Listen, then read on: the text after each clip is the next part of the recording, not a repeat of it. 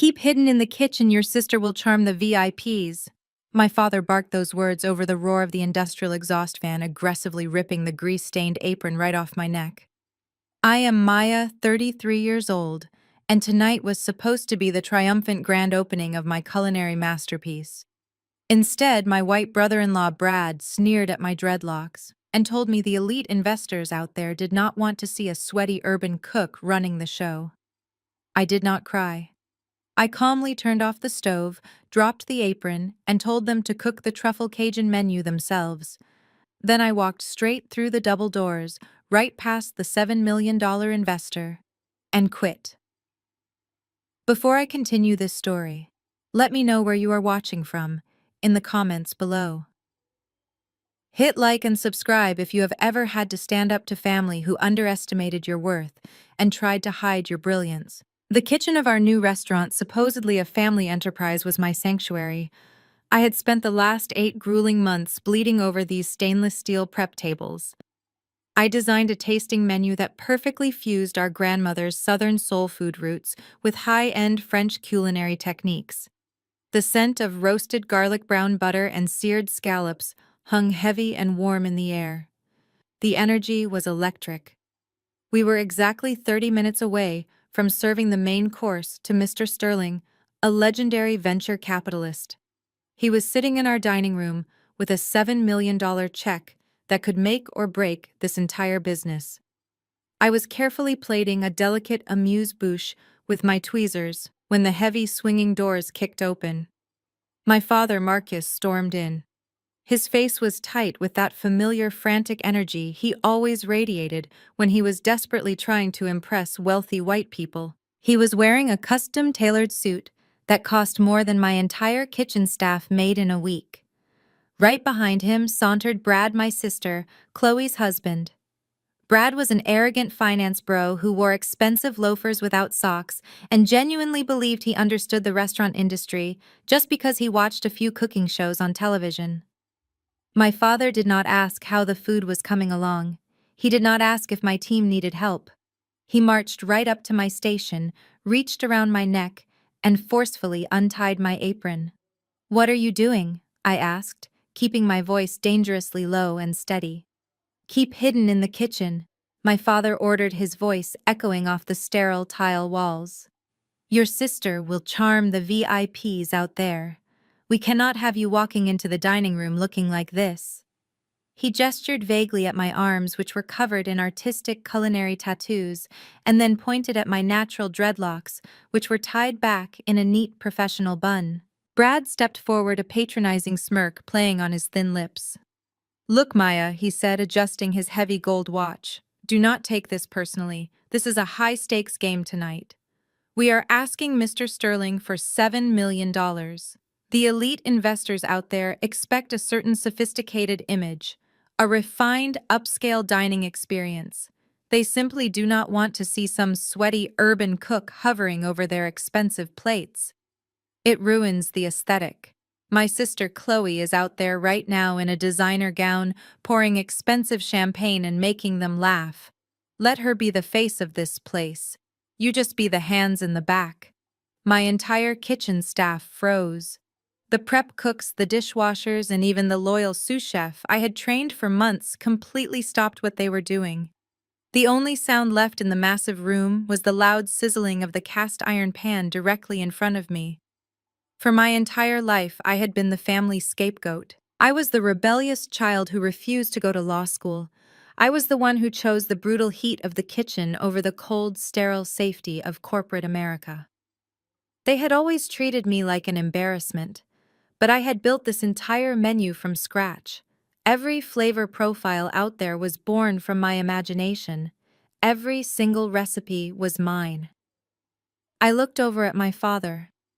He cowardly refused to meet my eyes, choosing instead to inspect a fake smudge on the metal counter.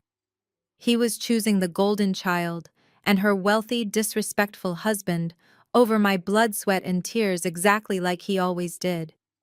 But this time, something inside me finally snapped. I realized in that exact moment that no matter how hard I worked, no matter how brilliant my food was, they would only ever see me as the help. I did not yell. I did not throw a tantrum. I simply reached forward and turned the gas dial until the bright blue flame extinguished. The sizzling slowly died down. I wiped my hands on a clean white sterile towel, balled it up, and tossed it directly onto Brad's shiny Italian leather shoes. "All right," I said, my voice cutting through the thick silence of the room. "Let us see you and your country club princess cook the truffle Cajun menu." Brad's smirk instantly vanished. "Wait, what are you doing?" he stammered, his face dropping as I grabbed my personal knife roll. My father finally looked up, his eyes widening in sudden panic. "Maya, stop being dramatic! Get back to the stove!" he commanded, his voice trembling slightly. I ignored them both. I pushed past my father, the heavy strap of my knife bag digging into my aching shoulder. I pushed open the double doors leading into the main dining room. The transition from the bright, loud kitchen to the dim, romantic lighting of the restaurant was jarring. I walked straight through the elegant room, leaving them all far behind me forever. The dining room was a sprawling sea of crushed velvet booths and imported crystal chandeliers. I kept my chin high, my heavy leather knife roll slung over my aching shoulder, and marched directly toward the front doors. To get there, I had to walk right past the center VIP table. The air out here smelled of expensive perfume and melted wax, a stark contrast to the grease and fire of my kitchen. I could see my sister Chloe standing by the massive circular booth in her shimmering emerald gown. She was leaning over the table with a practiced, radiant smile, pouring a rare vintage wine for our lead investor. Mr. Sterling was a formidable man, with silver hair and sharp, calculating eyes. He was legendary in the venture capital world for making or breaking culinary empires. Right at this moment, he was lifting his silver fork to taste the delicate scallop appetizer I had plated less than 5 minutes ago. As my heavy work boots clicked loudly against the polished hardwood floor, Mr. Sterling paused mid-motion.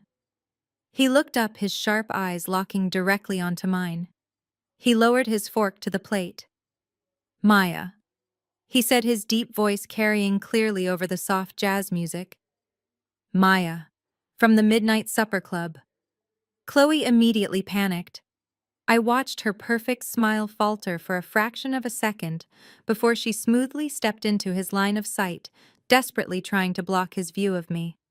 "Oh, Mr. Sterling, please do not mind her." Chloe laughed, her voice dripping with artificial sweetness. "That is just our prep cook. She is heading home for the night, probably exhausted from chopping vegetables. Please try the scallop. My husband Brad conceptualized the dish himself." Mr. Sterling did not even look at Chloe. He completely ignored her desperate display. He looked down at the perfectly seared scallop sitting in the rich pool of brown butter, then back up at me. He took a small, measured bite. He closed his eyes for a second, clearly savoring the complex layers of spice, the subtle heat of the Cajun seasoning blending with the earthy truffle. Then he dropped his silver fork onto the fine porcelain plate with a loud, sharp clink. "A prep cook," he repeated, finally turning his cold gaze to my sister. "Do not insult my intelligence, Chloe. This signature flavor profile is exclusively Maya's. I attended 3 of her underground pop-up dinners last year, practically begging to invest in her talent. And it looks like she just walked out of your kitchen." I stopped a few feet from the front doors. I slowly turned around to face the table. At that exact moment, Brad and my father burst through the swinging kitchen doors. They froze in absolute horror as they witnessed the catastrophic scene unfolding before them.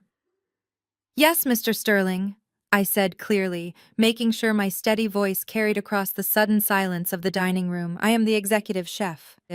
I designed this entire menu from scratch. Every recipe is mine, and I just quit because my family wanted to hide me in the back like a dirty secret." The color completely drained from Brad's face, leaving him looking sickly and pale. He rushed over to the VIP table, sweating heavily through his custom suit. "Mr. Sterling, please let me explain this misunderstanding," Brad stammered, holding up his hands in a placating gesture. "We simply had a minor internal disagreement tonight. She is just being highly emotional and irrational. I assure you the kitchen is fully under control." Mr. Sterling stood up slowly, He towered over Brad, radiating pure authority and disgust. Emotional Sterling repeated testing the word on his tongue as if it tasted foul. His voice was incredibly cold and dangerous. You sat in my corporate office last week, Brad, and you explicitly guaranteed me that the visionary chef behind this concept retained 40% ownership of the operating company. You assured my legal team that my investment was directly backing the creative genius who authored this menu. You lied to my face about the entire ownership structure of this business. My father rushed forward, his face flushed with panic, begging Mr. Sterling to sit back down and please just let them serve the main course. But the wealthy investor completely ignored him. Mr. Sterling reached inside his tailored suit jacket and pulled out a crisp white envelope. He slid a single piece of thick paper out of it. It was the $7 million cashier's check, the exact check my family had been desperately relying on to keep this sinking ship of a restaurant afloat. I do not fund liars, Mr. Sterling said, his voice echoing in the dead quiet room. And I certainly do not fund a restaurant that just lost its only valuable asset. He held the check up right in front of Brad's sweating, terrified face. Then, with one smooth and deliberate motion, Mr. Sterling ripped the $7 million check in half. He put the two pieces together and ripped them again, tearing their dreams into tiny, worthless shreds. He dropped the shredded pieces of paper directly into Chloe's half-full glass of expensive champagne.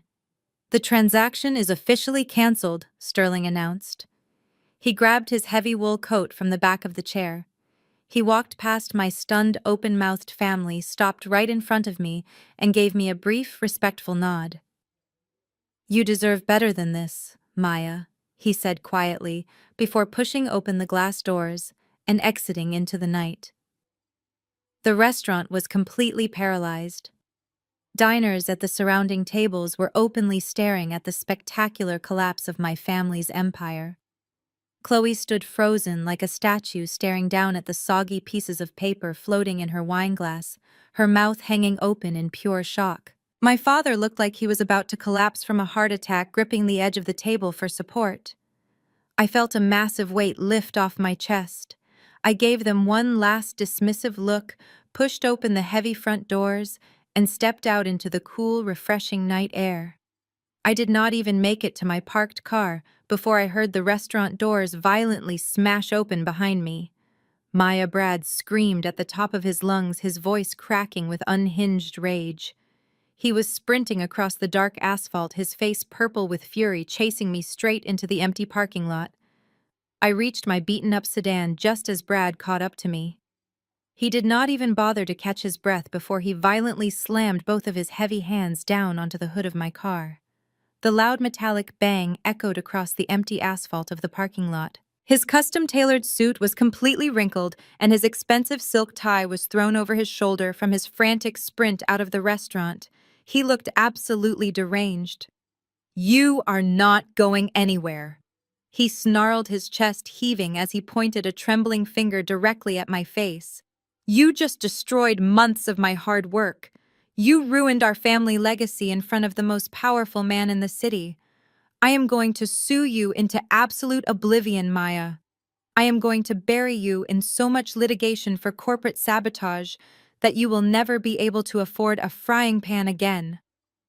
I stood there under the flickering yellow light of a broken street lamp and looked at this pathetic man. I did not feel fear. I did not feel intimidated by his desperate display of false authority. Instead, a genuine laugh bubbled up from my chest. It started as a low chuckle and quickly grew into a loud laugh that I simply could not contain. I leaned against the cold metal of my car door and shook my head at him. You are going to sue me, Brad? I asked, keeping my voice light and genuinely amused. On what grounds exactly? Because last time I checked the law, you cannot sue a phantom for corporate sabotage. Brad sneered, clearly thinking he held all the winning cards in his perfectly manicured hands.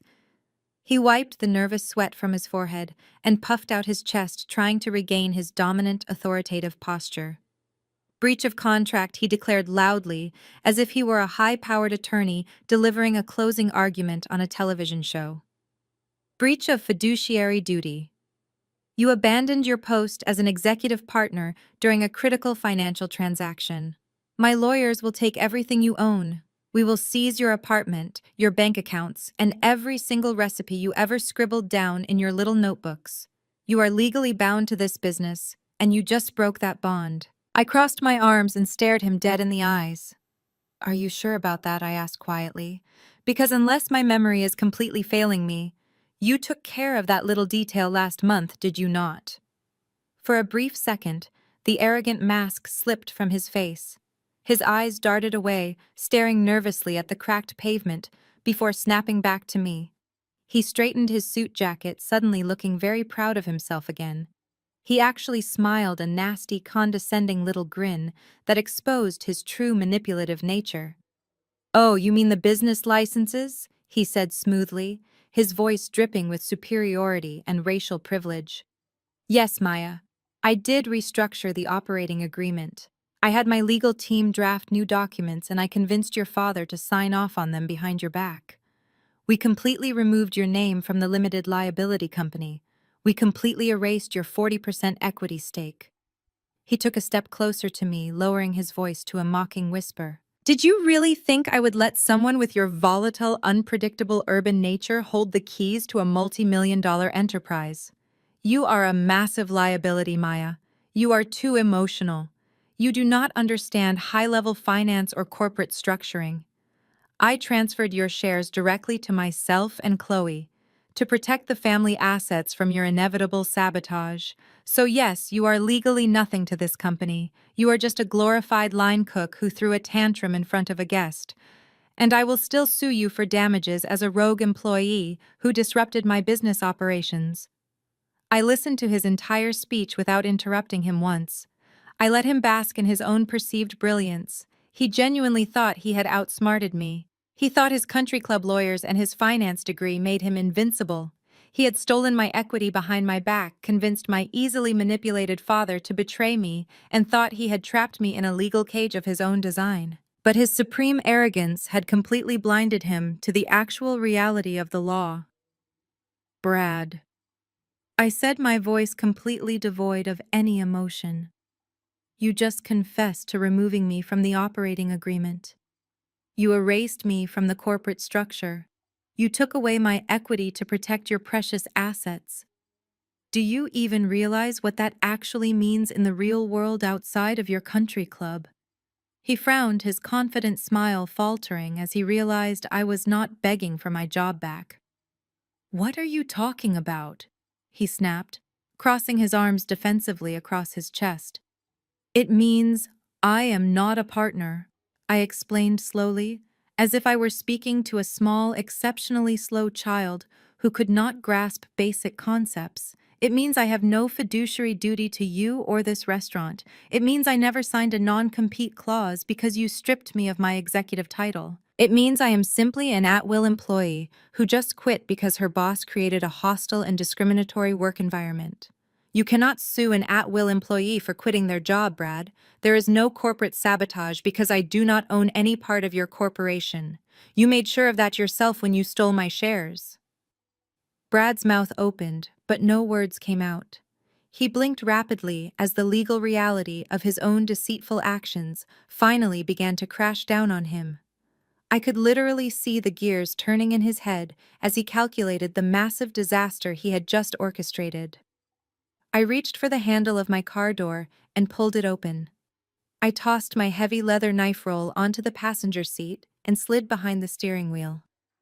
I inserted the key into the ignition, and the engine roared to life, the bright headlights cutting through the darkness and illuminating Brad's pale, terrified face.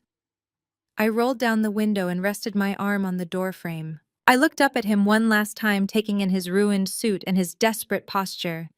"You erased me from the liabilities, Brad," I said, my voice ringing clear and sharp in the cold night air. "You took out massive loans to pay for those crystal chandeliers and those velvet booths. But nobody eats velvet, Brad. They came for my food. Let us see how you handle the massive overhead without my talent to pay the bills. Have a wonderful grand opening." I shifted the car into drive and pressed my foot down on the gas pedal. I did not look back as I drove out of the parking lot, leaving him standing there in the cold, completely panicked and entirely alone with the monstrous failure he had built with his own two hands. I drove straight to my small apartment on the other side of town. My hands were still shaking slightly from the adrenaline of the confrontation, but my mind was completely clear for the first time in months. I walked through my front door, tossed my heavy keys onto the kitchen counter, and collapsed onto my worn fabric sofa. I just wanted to close my eyes and breathe. I wanted to enjoy the sweet silence of my newly claimed freedom. But that peace lasted exactly 45 minutes. I heard the distinct metallic scrape of a key sliding into my front door lock. I sat up straight just as the door violently swung open, hitting the wall with a loud thud. My mother Evelyn marched into my living room like a commanding general invading enemy territory. Right behind her was my father Marcus, looking completely exhausted and deeply angry. Trailing in last was Chloe, still wearing her shimmering emerald gown, though her perfect makeup was now artfully smudged to make it look like she had been crying for hours. I stood up, my heart pounding in my chest. "How did you get in here?" I demanded, though I already knew the answer. I had given my mother a spare key 2 years ago for extreme emergencies only. Apparently, me refusing to be their obedient little kitchen slave qualified as a national crisis. Evelyn did not even hesitate. She pointed a perfectly manicured finger directly at my face and unleashed decades of toxic resentment. "How could you do this to us?" She screamed, her voice shrill and piercing in my small living room. "How could you intentionally humiliate your own flesh and blood in front of the most important people in this city? You have always been jealous of your sister Maya. Ever since you were little girls, you could never stand the fact that Chloe was the successful one. You could never accept that she married a brilliant man like Brad, while you were busy chopping onions in a greasy apron. You sabotaged this entire night just to ruin her moment." I stared at my mother, absolutely disgusted by her twisted version of reality. I was not jealous of Chloe. I pitied her. She was a grown woman who had never worked a hard day in her entire life, completely dependent on an arrogant man who had just bankrupted their future. "I am not jealous of anyone," I said, keeping my voice dangerously calm. "I simply refuse to let Brad steal the credit for my recipes and hide me like a dirty secret. If Chloe is so successful, she can cook the food herself." My father stepped forward, his face flushed red with panicked rage. He held up his hands, aggressively cutting off my sentence. "Enough with the childish attitude, Maya," he barked. "This is not a game. This is real life and real money.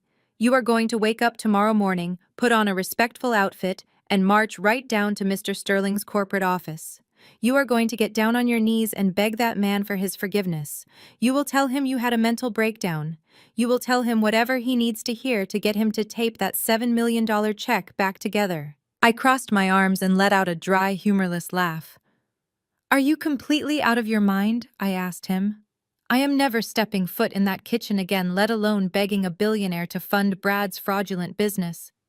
"You do not understand the situation," my father yelled, his voice cracking with sheer desperation. "We are drowning, Maya. Do you have any idea how much money Brad spent to make that dining room look like a five-star establishment? The imported velvet booths, the crystal chandeliers, the custom marketing campaigns. We are hundreds of thousands of dollars in debt just from the renovations. We needed Sterling's money to cover the massive loans Brad took out. If that restaurant does not open and generate massive profits immediately, we are completely finished." Chloe sniffled loudly, stepping out from behind my father and playing her favorite role of the fragile victim. "Brad worked so hard for us," she whined, dabbing her dry eyes with a tissue. "He just wanted the restaurant to look perfect. He wanted us to be a prominent family. Why do you always have to ruin everything for me, Maya?" I took a step toward my sister, the anger finally boiling over the edge. "Ruin everything for you," I repeated, my voice rising in volume. "Why is it that my back-breaking labor is always required to fund your luxury lifestyle, Chloe? Why is my sweat and my talent supposed to pay for your designer gowns and Brad's fake country club aesthetic? You both wanted to play the roles of wealthy restaurant owners, but neither of you wanted to do the actual work. You let your husband steal my equity and erase my name from the company, and you expect me to stay in the hot kitchen and pay your debts. You are both parasites. Do not speak to your sister that way. Evelyn shrieked, stepping between us like a shield protecting her precious golden child. She grabbed my arm tightly, her long acrylic nails digging painfully into my skin. You selfish, ungrateful little girl. You are ruining our family legacy. You are destroying everything we have built. I yanked my arm away from her grip, rubbing the angry red marks she left behind. What legacy? I snapped back.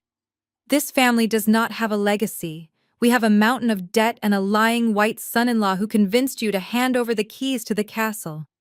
Brad does not have a dime of his own money.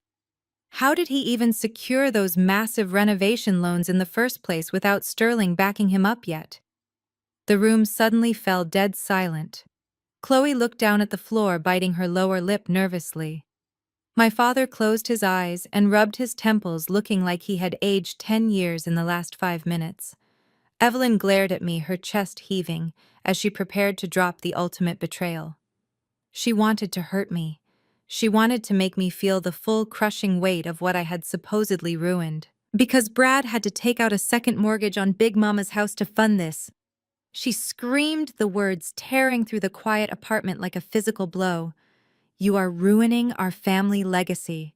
I froze completely. The air was sucked right out of my lungs. My entire body went completely numb. Big Mama's house, the beautiful property in the historic district that my grandmother had worked 3 jobs to pay off. The house she had explicitly left in a family trust so that no generation of our family would ever be homeless. It was our sanctuary. It was the only piece of true generational wealth our family had ever owned. I looked at my father, begging him silently to tell me my mother was lying just to hurt me. You let Brad mortgage Grandma's house? I whispered, my voice completely hollow. You let him put our family home on the line for velvet booths and crystal chandeliers? We had to leverage our assets to secure the capital, my father muttered, refusing to look me in the eye. Brad said it was a foolproof investment. Once Sterling gave us the $7 million, we were going to pay off the mortgage immediately. It was just a bridge loan, Maya. A bridge loan. They gave a manipulative, arrogant outsider the legal power to risk my grandmother's legacy. The room started to spin. The magnitude of their absolute stupidity and betrayal was too massive to comprehend all at once. Big Mama's house was mortgaged by Brad. And because I walked out because Sterling ripped up that check, the bank was going to take it.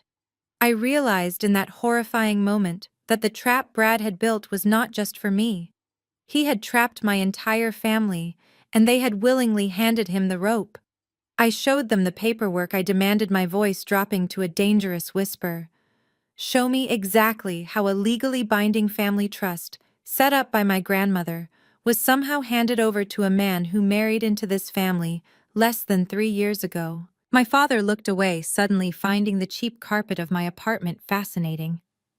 But my sister Chloe did not flinch. She actually smiled, a sickeningly proud expression spreading across her perfectly made-up face. She reached into her expensive designer handbag and pulled out a thick manila envelope.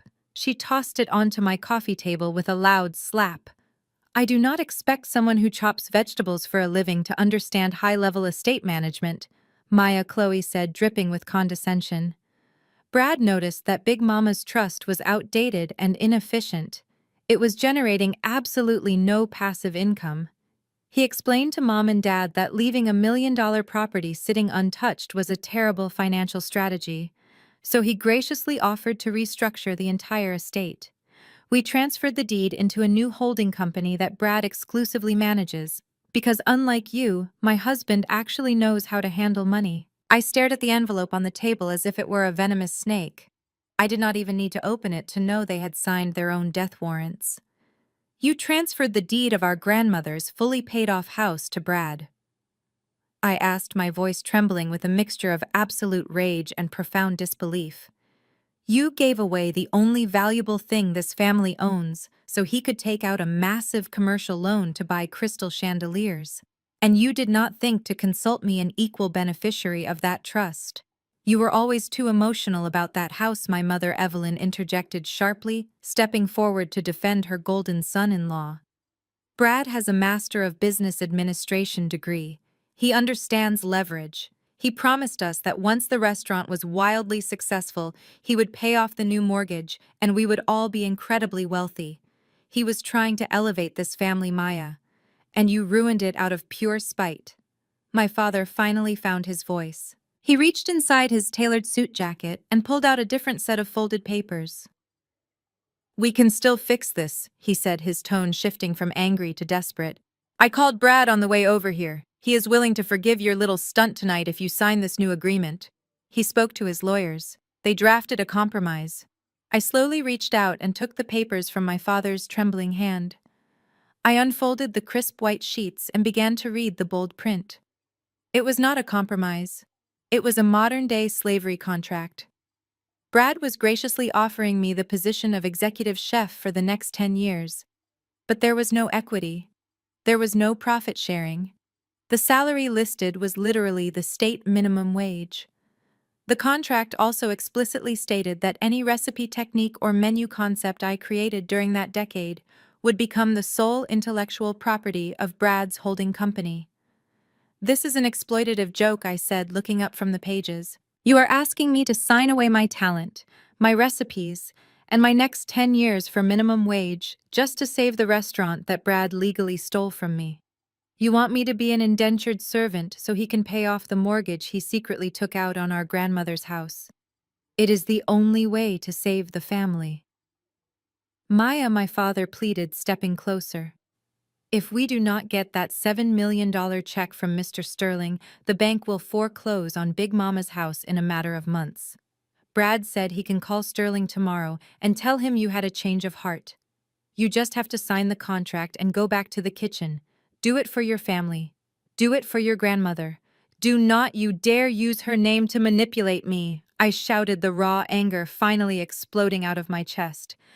"Big Mama would be absolutely disgusted by all of you. She worked her entire life to make sure we would never be at the mercy of arrogant men like Brad. And you willingly handed him the keys to her legacy because he wore a nice suit and used big financial words." "Sign the contract, Maya," Chloe demanded, her hands placed firmly on her hips, "or we will completely disown you. You will be dead to this family." I looked at my sister, then at my father, and finally at my mother. I saw no love in their eyes. I saw only panic, greed, and a desperate desire to force me back into my designated place at the bottom of their hierarchy. They did not care about my dreams. They only cared about protecting the golden child and her fraudulent husband from the massive consequences of their own reckless actions. I gripped the thick stack of papers in both hands. I stared directly into my father's eyes as I ripped the legal documents completely in half. The sound of tearing paper was loud and satisfying in the tense room. I stacked the halves together and ripped them again, letting the shredded pieces fall like snow onto the floor, right onto my father's expensive shoes. "I am already dead to this family," I said coldly. "Now get out of my apartment before I call the police." My father looked utterly defeated, staring down at the shredded contract. Chloe let out a loud gasp of offended shock. But my mother Evelyn simply stood there, her face hardening into a mask of pure ice. She did not yell. She did not cry. She looked at me with a chilling lack of maternal affection. "Then you leave us no choice," Evelyn stated, her voice as sharp and cold as a razor blade. "You think you are so independent, Maya. You think you can just walk away from your obligations. But you forgot one very important detail." She pointed a long, manicured finger around my living room. "Since Brad owns Big Mama's house, and technically this entire apartment building was originally purchased and managed under that same estate, he is now your legal landlord." I froze, the blood running completely cold in my veins. Evelyn smiled, a cruel, triumphant smile. "Brad initiated the eviction protocols an hour ago. You have exactly 24 hours to pack your things and get out of this building. You are evicted." I did not beg them to stay. I did not shed a single tear in front of them. The moment the door clicked shut behind my mother, I grabbed the large duffel bags from the top of my closet and began frantically packing my life into canvas sacks.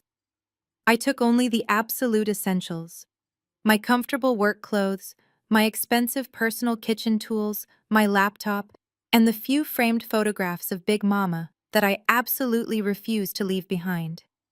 I spent the last of my available cash on a dingy room at a cheap roadside motel on the dirty outskirts of the city. The walls were paper thin, the carpet smelled faintly of stale smoke and cheap bleach, and the bright neon vacancy sign outside my window buzzed incessantly through the dark night.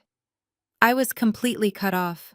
My family had officially discarded me like garbage, tossing me out onto the street simply because I refused to be their silent, sacrificial lamb. For 2 entire days, I sat alone in that cramped motel room, eating cheap instant noodles and staring at the stained ceiling, waiting for my next move. I knew Brad would not just let me walk away quietly. His inflated ego was far too fragile for that. On the morning of the third day, a sharp, aggressive knock rattled my motel room door. I looked through the peephole to see a tall man in a crisp gray suit holding a thick stack of papers. I unlocked the heavy deadbolt and pulled the door open. "Are you Maya?"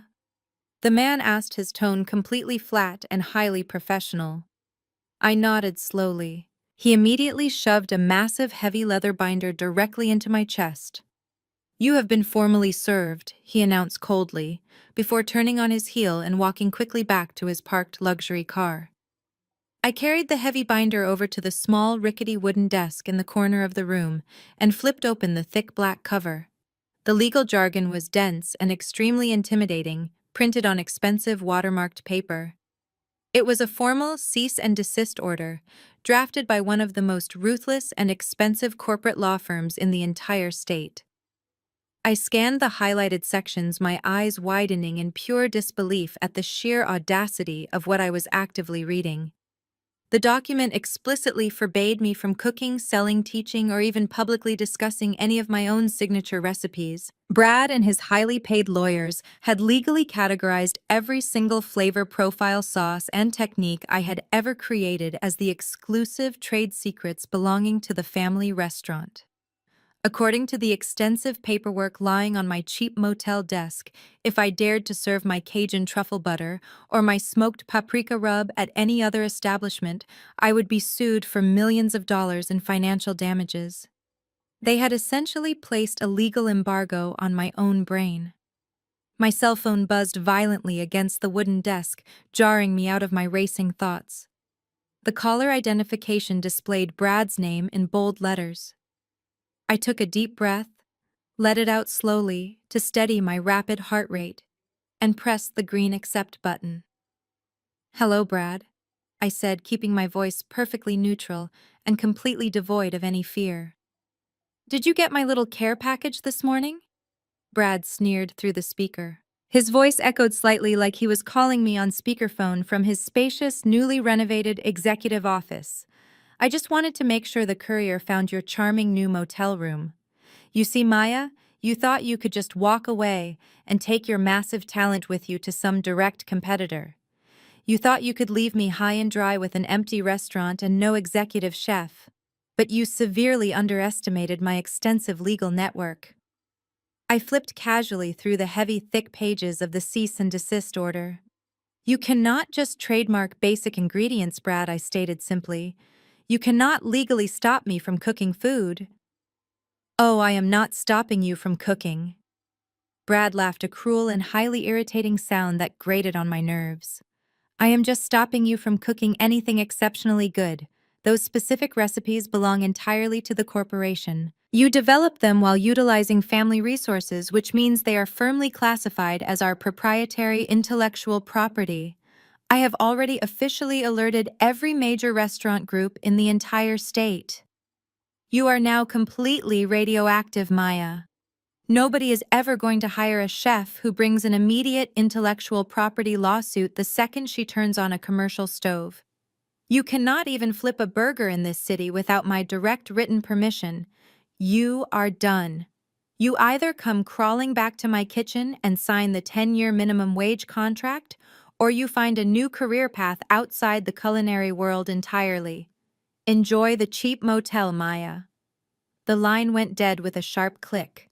He hung up the phone, fully believing he had just delivered the final devastating blow to my spirit. He expected me to break down. He expected me to fall to my knees, cry into my cheap motel pillows, and realize that I was completely powerless against his massive financial resources and his team of ruthless corporate attorneys. But I did not shed a single tear. I tossed the phone onto the unmade bed and pushed the heavy legal binder to the side of the desk. I sat down on the hard plastic chair and flipped open my laptop. The screen glowed brightly in the dim motel room. I typed in my complex master password and bypassed the double authentication security walls I had set up months ago. My desktop background appeared completely empty except for one single highly encrypted folder sitting quietly in the bottom right corner of the screen. I hovered my mouse over the icon. The folder was labeled The Real Vault. Brad had no clue. I moved my hand away from the mouse and gently closed the laptop. The Real Vault could wait. Right now, timing was my most valuable weapon. I needed them to feel completely safe in their perceived victory before I dropped the floor out from under them. I stood up to stretch my aching back, but suddenly my cell phone began to vibrate violently against the cheap wooden desk. It was not a single phone call. It was a continuous frantic barrage of notifications. The screen lit up with dozens of text messages, Instagram tags, and TikTok mentions pouring in by the absolute second. I picked up the phone and opened my social media applications. My stomach tightened as I saw my own face plastered across the screen, overlaid with bold, dramatic text. Chloe had gone live. She had posted a highly edited, deeply manipulative video that was already racking up tens of thousands of views across our city. I tapped the screen to unmute the audio. There was my sister sitting on the plush velvet sofa of her pristine, custom-decorated living room. She had clearly styled herself specifically for this performance. She was wearing a modest, high-necked pastel blouse, her hair perfectly straightened, looking every bit the pious, respectable church-going wife. She was sobbing, but it was the kind of calculated crying that miraculously left her expensive makeup completely flawless. "My heart is absolutely broken today," Chloe whispered to the camera, dabbing the corner of her eye with a pristine white tissue. "Many of you know we were supposed to celebrate a massive milestone for our family business last night. Brad and I poured our life savings and our souls into building something beautiful for our community. But my estranged sister Maya showed up and intentionally destroyed it all." She took a deep, shaky breath, playing the role of the traumatized victim to absolute perfection. Chloe looked directly into the lens and lied with terrifying ease. She claimed I was deeply troubled and mentally unstable. She told her thousands of followers that I had demanded an extortionate amount of money right before the VIP dinner, and when they firmly refused to be blackmailed, I threw a violent tantrum. She actually looked into the camera and swore that I destroyed the kitchen and walked out with thousands of dollars worth of rare, expensive ingredients. She painted Brad as a heroic, forgiving husband who had just been trying to give his wayward, troubled sister-in-law a second chance at life. The comments section was an absolute bloodbath. Our city is a tight-knit place, and Chloe knew exactly which cultural nerves to strike to maximize the damage. She weaponized respectability politics with lethal precision. The local church congregation, the wealthy country club elite, and the older conservative generation of our African American community immediately rallied behind her. They saw Brad and Chloe as the shining pinnacle of Black excellence, the wealthy, married, respectable couple doing things the right way. And they saw me exactly how my family had always aggressively framed me. They viewed me as the rebellious, tattooed, dreadlocked failure who was aggressively dragging down the family name out of pure spite. The hate poured into my direct messages like a toxic, suffocating flood. Strangers called me a jealous thief. They accused me of having a crab in a barrel mentality, trying to pull my successful sister down because I was too lazy to build my own life. People I had cooked for people who had praised my food just weeks ago were now publicly disowning me in the comment sections.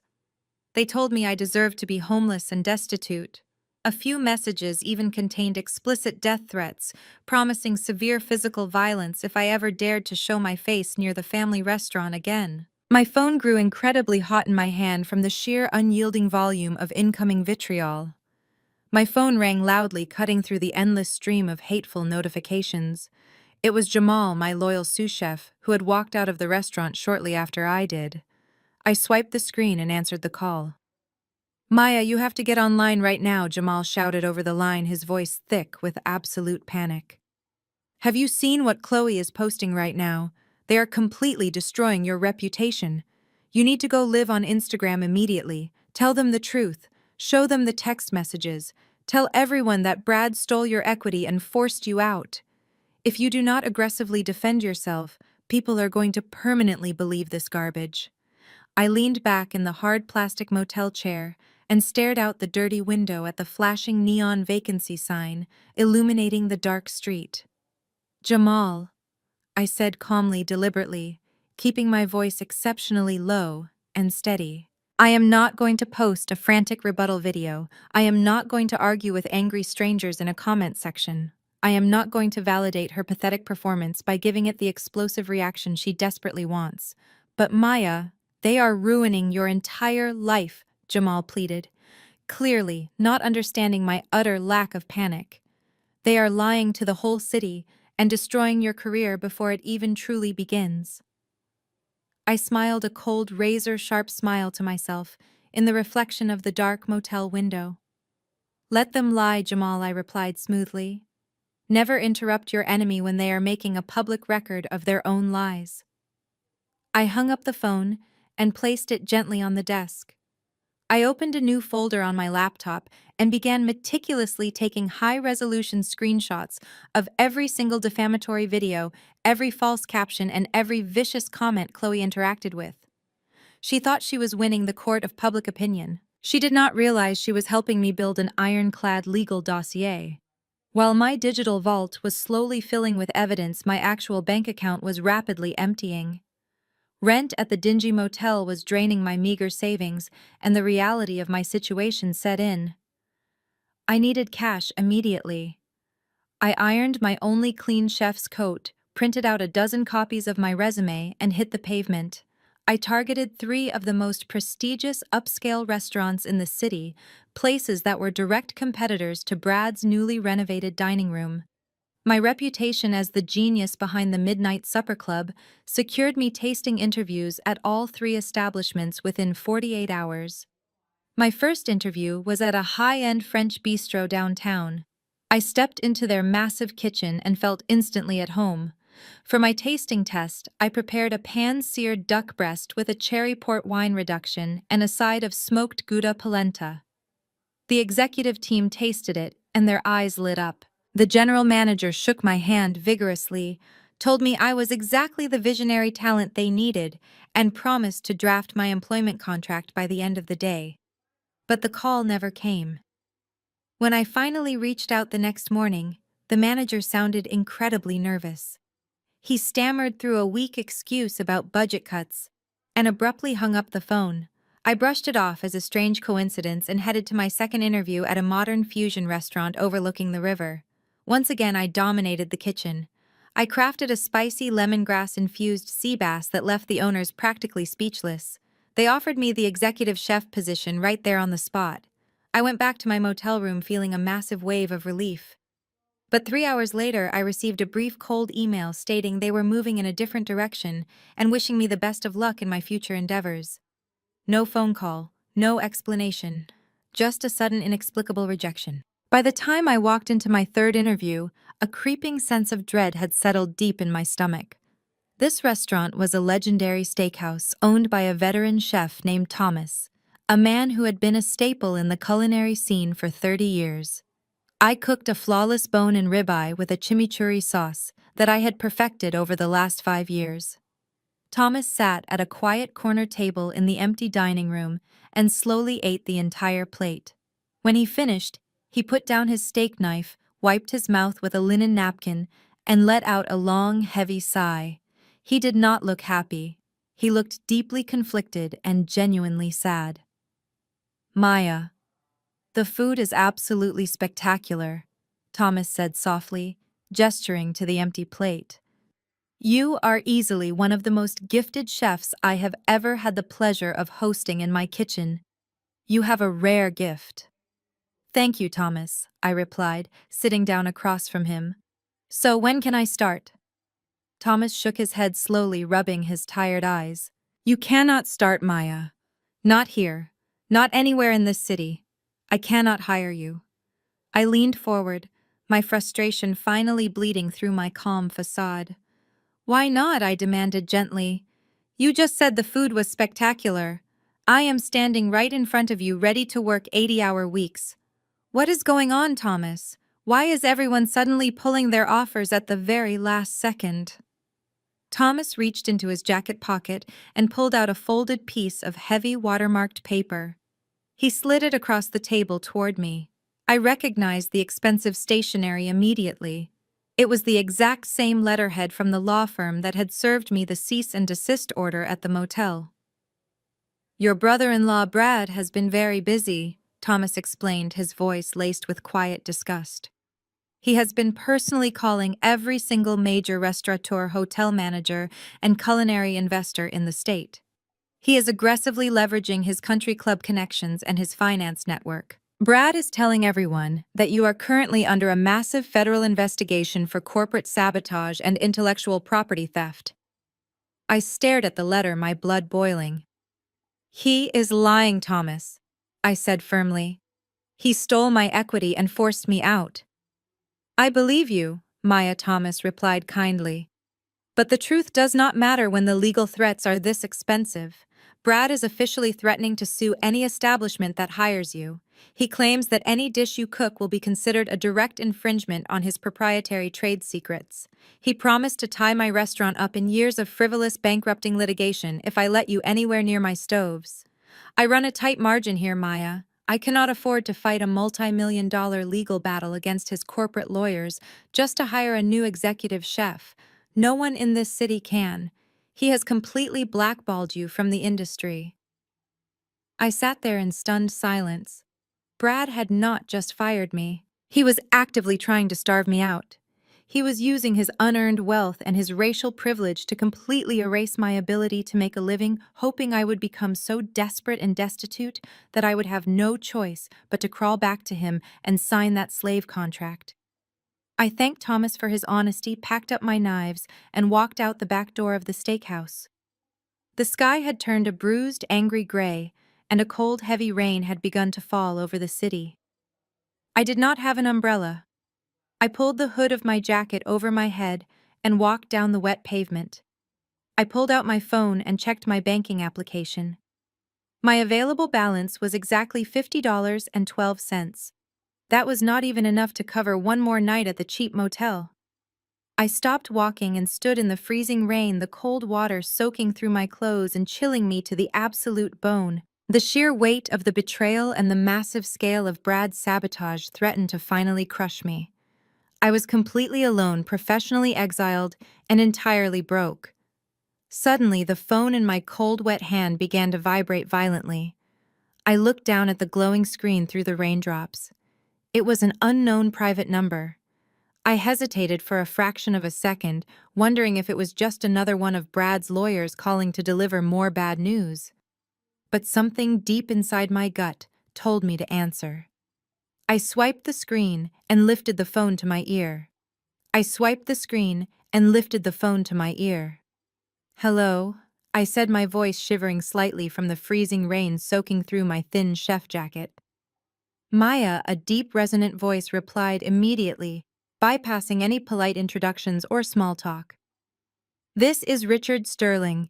You are currently standing outside of Thomas Restaurant in a massive downpour. There is a small diner exactly 2 blocks south of your current location. Walk there, order a hot coffee, and sit in the back booth. We have an incredibly urgent matter to discuss. Before I could even process how he knew my exact location or formulate a single question, the line went completely dead. He had hung up. I lowered the phone, staring at the blank screen as the rain continued to relentlessly batter my face. I did not have time to hesitate.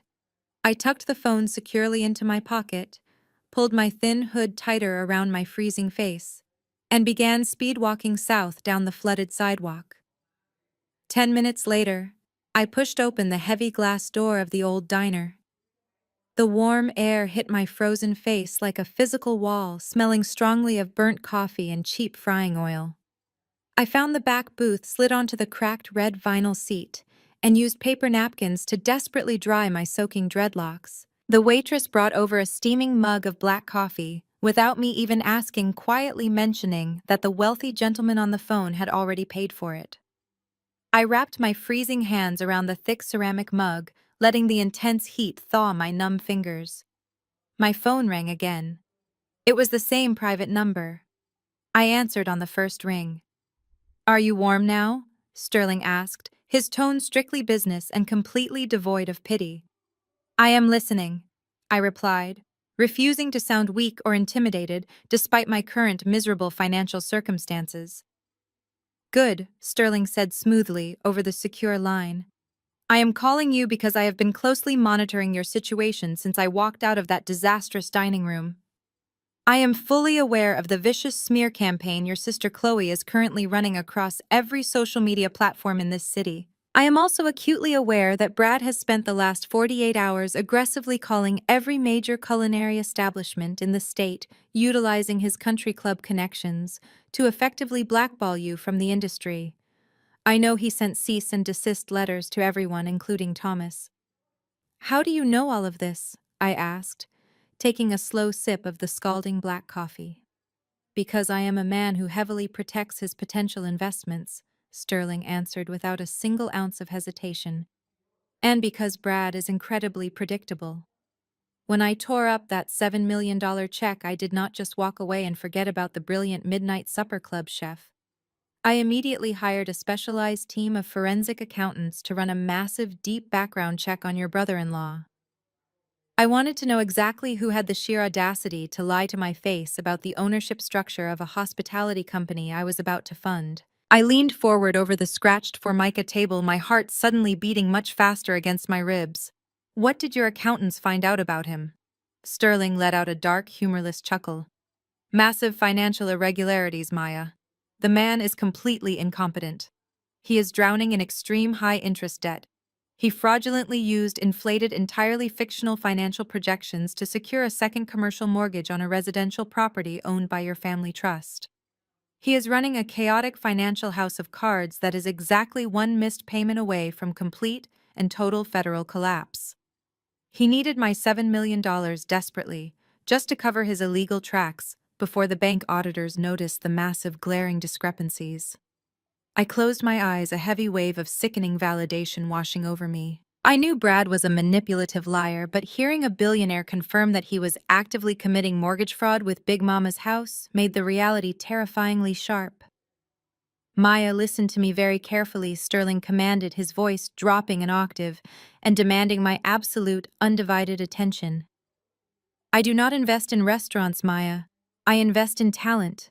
I invest in visionaries who have the relentless drive to build absolute empires. Your family thought they were hiding the help in that hot kitchen, but they were actually hiding the golden goose. You are the sole reason that establishment had any value whatsoever." I stared down at the dark reflection of my own face in the black coffee. "Then what do you want from me, Mr. Sterling? I want to give you the $7 million directly." Sterling stated clearly, dropping the ultimate bombshell with zero dramatic hesitation.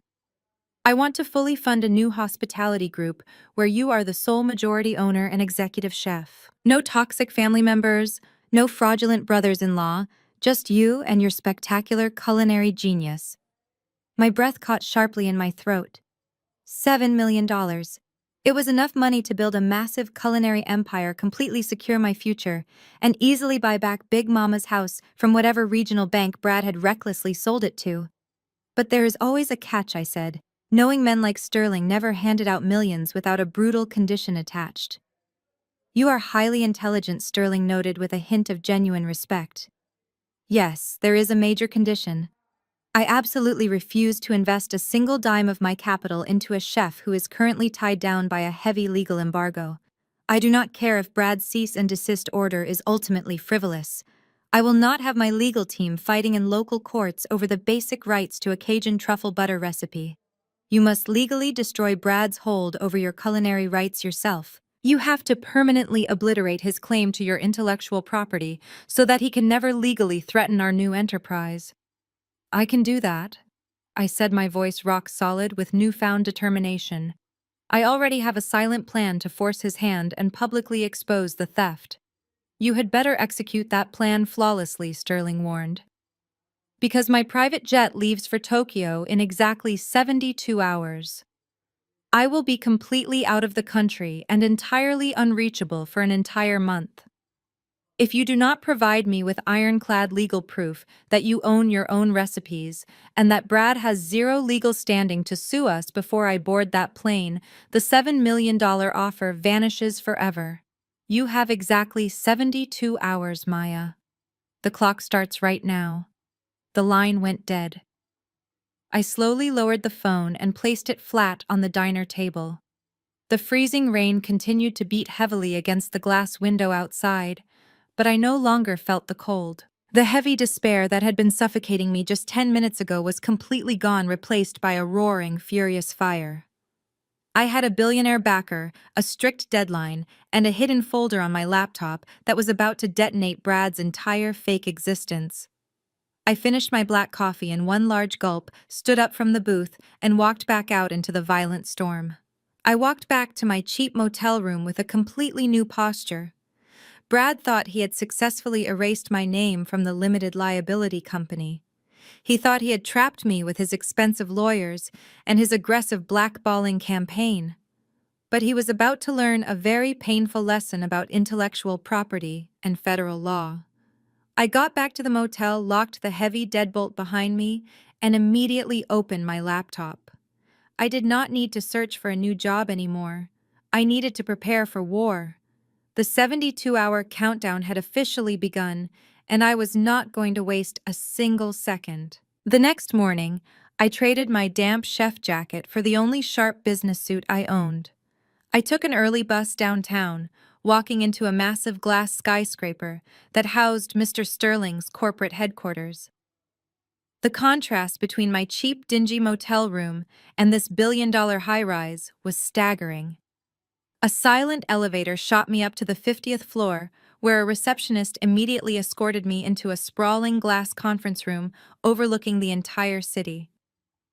Mr. Sterling was already sitting at the head of a massive mahogany table, flanked by 3 men in exceptionally expensive tailored suits. These were not local attorneys. These were elite corporate sharks. Mr. Sterling stood up and offered me a firm, respectful handshake. "Maya, thank you for being prompt," he said, gesturing to an empty leather chair directly across from him. "These gentlemen are my personal legal counsel. We have exactly 48 hours left to finalize this arrangement." One of the lawyers slid a thick stack of freshly printed documents across the polished wood table. I looked down at the bold heading. It read, "Maya's Table Limited Liability Company." I skimmed the first few pages and my breath caught in my throat. Sterling was not playing games.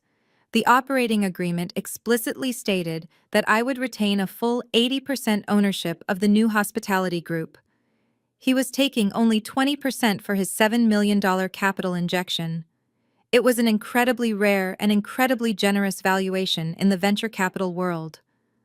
"I invest in the artist," Maya, Sterling said, noticing my visible shock. "I do not want to control your kitchen. I simply want to profit from your genius.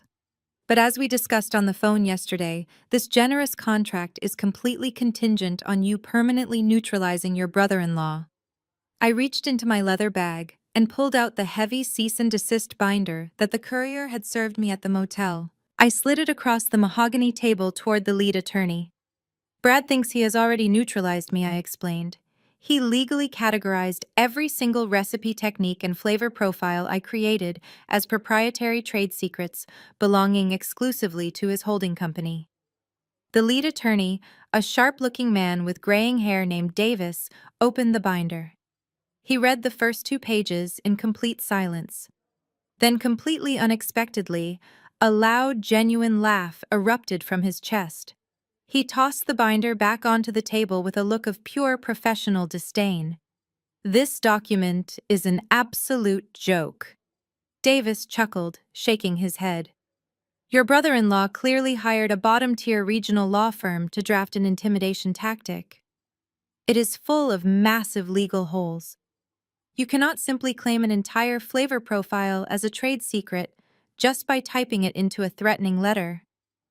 To legally enforce a trade secret claim in a federal court, Brad has to actively prove two things. First, he has to prove that his company actually originated the intellectual property. Second, he has to actively use those exact recipes in public commerce to generate revenue.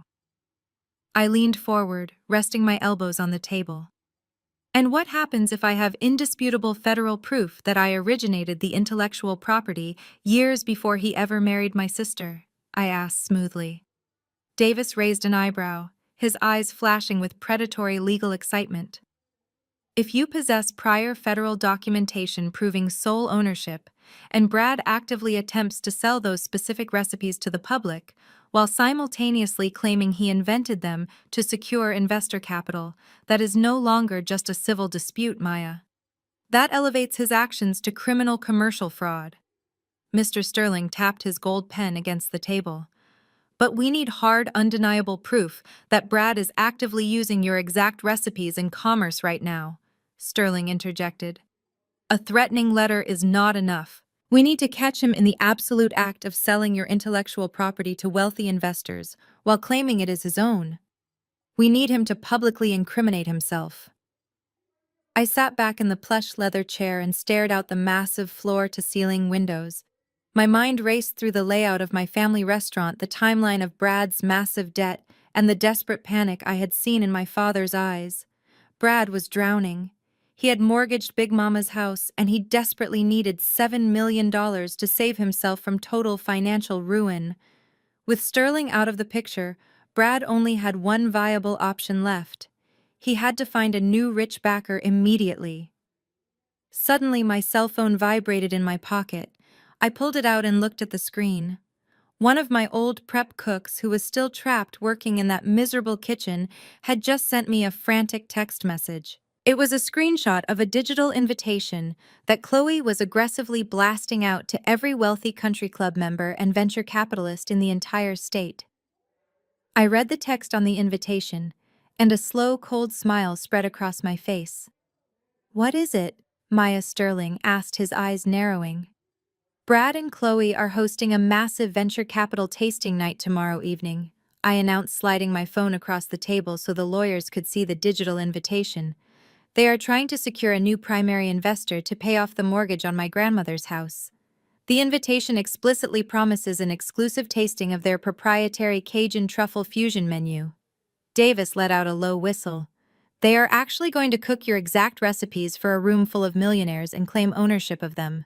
They are going to try," I corrected him softly. "But Brad does not actually know how to cook. He has my handwritten recipe notebooks, but he does not understand the chemistry behind the ingredients. He thinks he can just follow my instructions like a basic manual and duplicate my genius." I stood up from the mahogany table, my blood burning with absolute adrenaline. The legal trap was perfectly set. Brad was about to willingly walk right into a massive public fraud, and he was doing it in front of the most powerful people in the city. "Mr. Sterling," I said, looking the billionaire dead in the eyes, "have your legal team draft the final documents for Maya's table. You will have your undeniable proof of fraud by tomorrow night. I know exactly how to make them completely expose themselves." I opened a specific encrypted folder on my laptop and stared at the digital copies of my true, unedited life's work. Seeing the original formulas laid out perfectly on the bright screen transported my mind directly back to the night my family aggressively evicted me from my own apartment. While I was frantically packing my canvas duffel bags with my personal kitchen tools and clothes, my mother and sister were standing in the hallway outside my bedroom, practically drooling over the prospect of taking over my personal space. They thought they had rushed me out before I could secure my valuable assets. They thought they had caught me completely off guard. They were completely wrong. Before I zipped up my final bag and walked out the door, I had stopped by my polished granite kitchen island. I reached into the bottom of my heavy backpack and pulled out a beautiful, thick, leather-bound notebook. Across the dark brown cover, the words Master Recipes were elegantly embossed in shining gold lettering. I placed it directly in the center of the counter, completely visible and entirely impossible to miss. I did not forget it in my rush to leave. I planted it there on purpose like a hidden landmine, waiting for a greedy foot to step on it. I had known for several months that Brad was a greedy, untrustworthy opportunist. I had caught him snooping around my private prep station after hours, multiple times, asking far too many suspicious questions about my proprietary spice blends, my specialized cooking techniques, and my private sourcing contacts. So, to actively protect myself from his inevitable betrayal, I created a highly convincing decoy. I spent 3 entire weeks writing out that leather-bound notebook by hand during my rare days off. It contained the name of every single signature dish that had made my underground pop-up dinners famous, including the complex Cajun truffle tasting menu they were relying on to secure their $7 million investment. But the contents were entirely fabricated. I did not write down random garbage that would make them immediately suspicious upon reading it. I made incredibly subtle, catastrophic alterations to the core chemistry of the food. I deliberately swapped baking soda for baking powder in the bread recipes, ensuring the dough would never properly rise. I changed the vital resting times for the handmade pasta so the gluten structure would completely break down into mush. I adjusted the delicate ratios of salt, sugar, and acid, just enough to turn a rich, complex reduction sauce into an aggressively bitter nightmare. I wrote down explicit instructions to bloom delicate, expensive spices in cold oil instead of hot, guaranteeing the flavor profiles would turn violently rancid the moment they were introduced to high heat. To an arrogant finance bro like Brad, or a pampered housewife like Chloe, the heavy notebook looked like a priceless, closely guarded culinary treasure. To an actual trained chef, it was a ticking chemical time bomb. Right at this exact moment, miles away from my cheap motel room, that very time bomb was sitting wide open on the stainless steel prep table of our family restaurant. The kitchen was an absolute war zone of blind panic and severe disorganization. Because he had aggressively blackballed me, Brad could not hire a reputable executive chef to replace me. He had fired my loyal sous chef and hastily hired a crew of cheap, inexperienced line cooks who had absolutely no idea how to handle high-end temperamental ingredients. Brad was standing dead center in the blazing hot kitchen, his face slick with terrified, nervous sweat. He was aggressively clutching my leather-bound notebook to his chest, like a holy artifact, treating it as his only lifeline. The sprawling dining room just beyond the swinging doors was rapidly filling up with wealthy venture capitalists, local politicians, and snobby country club investors he desperately needed to impress to save Big Mama's house from the bank. Chloe burst through the swinging double doors, her emerald designer gown rustling loudly against the sterile tile floor. Her face was pulled tight with mounting anxiety, her fake smile completely gone. "Brad, the lead investors are asking for the first course," she hissed, her voice trembling with barely suppressed panic. "The mayor is sitting at table 4. Is the food ready to go out yet?" Brad slammed the heavy leather notebook down onto the metal counter with a loud bang. He pointed a shaking, aggressive finger at a terrified young line cook who was frantically stirring a massive stainless steel pot of seafood bisque. "Follow the exact measurements in the book," Brad screamed, his voice cracking with sheer desperation and misplaced authority. "Do not change a single thing." Maya wrote this down herself. She is a psychotic, emotional liability, but her measurements are flawless. Just read the damn book and do exactly what it says on the page. The young cook nodded rapidly, wiping stinging sweat from his forehead with the back of his arm, and dumped an entire cup of modified Cajun seasoning directly into the simmering dairy base. He was following the handwritten instructions to the absolute letter, just as his boss commanded. Brad let out a heavy, ragged sigh of relief, adjusting his expensive silk tie and giving his terrified wife a confident, arrogant smile. He genuinely believed he had stolen my genius, and completely outsmarted the system. He thought the heavy leather book was his guaranteed golden ticket out of the massive financial grave he had recklessly dug for himself. What Brad and Chloe did not know, and what they were about to discover in the most public and humiliating way possible, was that the flawless instructions they were screaming at their underpaid cooks to follow were specifically designed to completely curdle the second they were plated. The trap was perfectly set, the fuse was lit, and the bomb was about to detonate right in their faces. I sat in my beat-up sedan, parked in the dark alley directly across the street from the family restaurant. The heavy rain had cleared, leaving a crisp, cold night that provided perfect visibility through the massive floor-to-ceiling glass windows of the dining room. From my vantage point in the shadows, I had a front-row seat to the absolute spectacle unfolding inside. The restaurant looked exactly like the five-star high society establishment Brad had drained Big Mama's house to build. The imported crystal chandeliers cast a warm golden glow over the plush, crushed velvet booths. The tables were draped in heavy white linen and set with gleaming silver cutlery. It was a picture-perfect facade, hiding a massive rotting core of fraud and theft. I reached over to the passenger seat and tapped the glowing screen of my cell phone. Davis, the lead corporate attorney from Mr. Sterling's legal team, was on speakerphone. His entire legal department was currently recording the audio of our phone call, documenting every single observation I made, as an official sworn statement. "Are you in position, Maya Davis?" asked his sharp voice, cutting through the quiet hum of my car engine. "I am exactly across the street," I replied, keeping my eyes fixed firmly on the brightly lit dining room. "The guests have all arrived. It is a full house. I see the local district attorney, 3 major venture capitalists, and the president of the Regional Banking Association. My parents are working the room right now."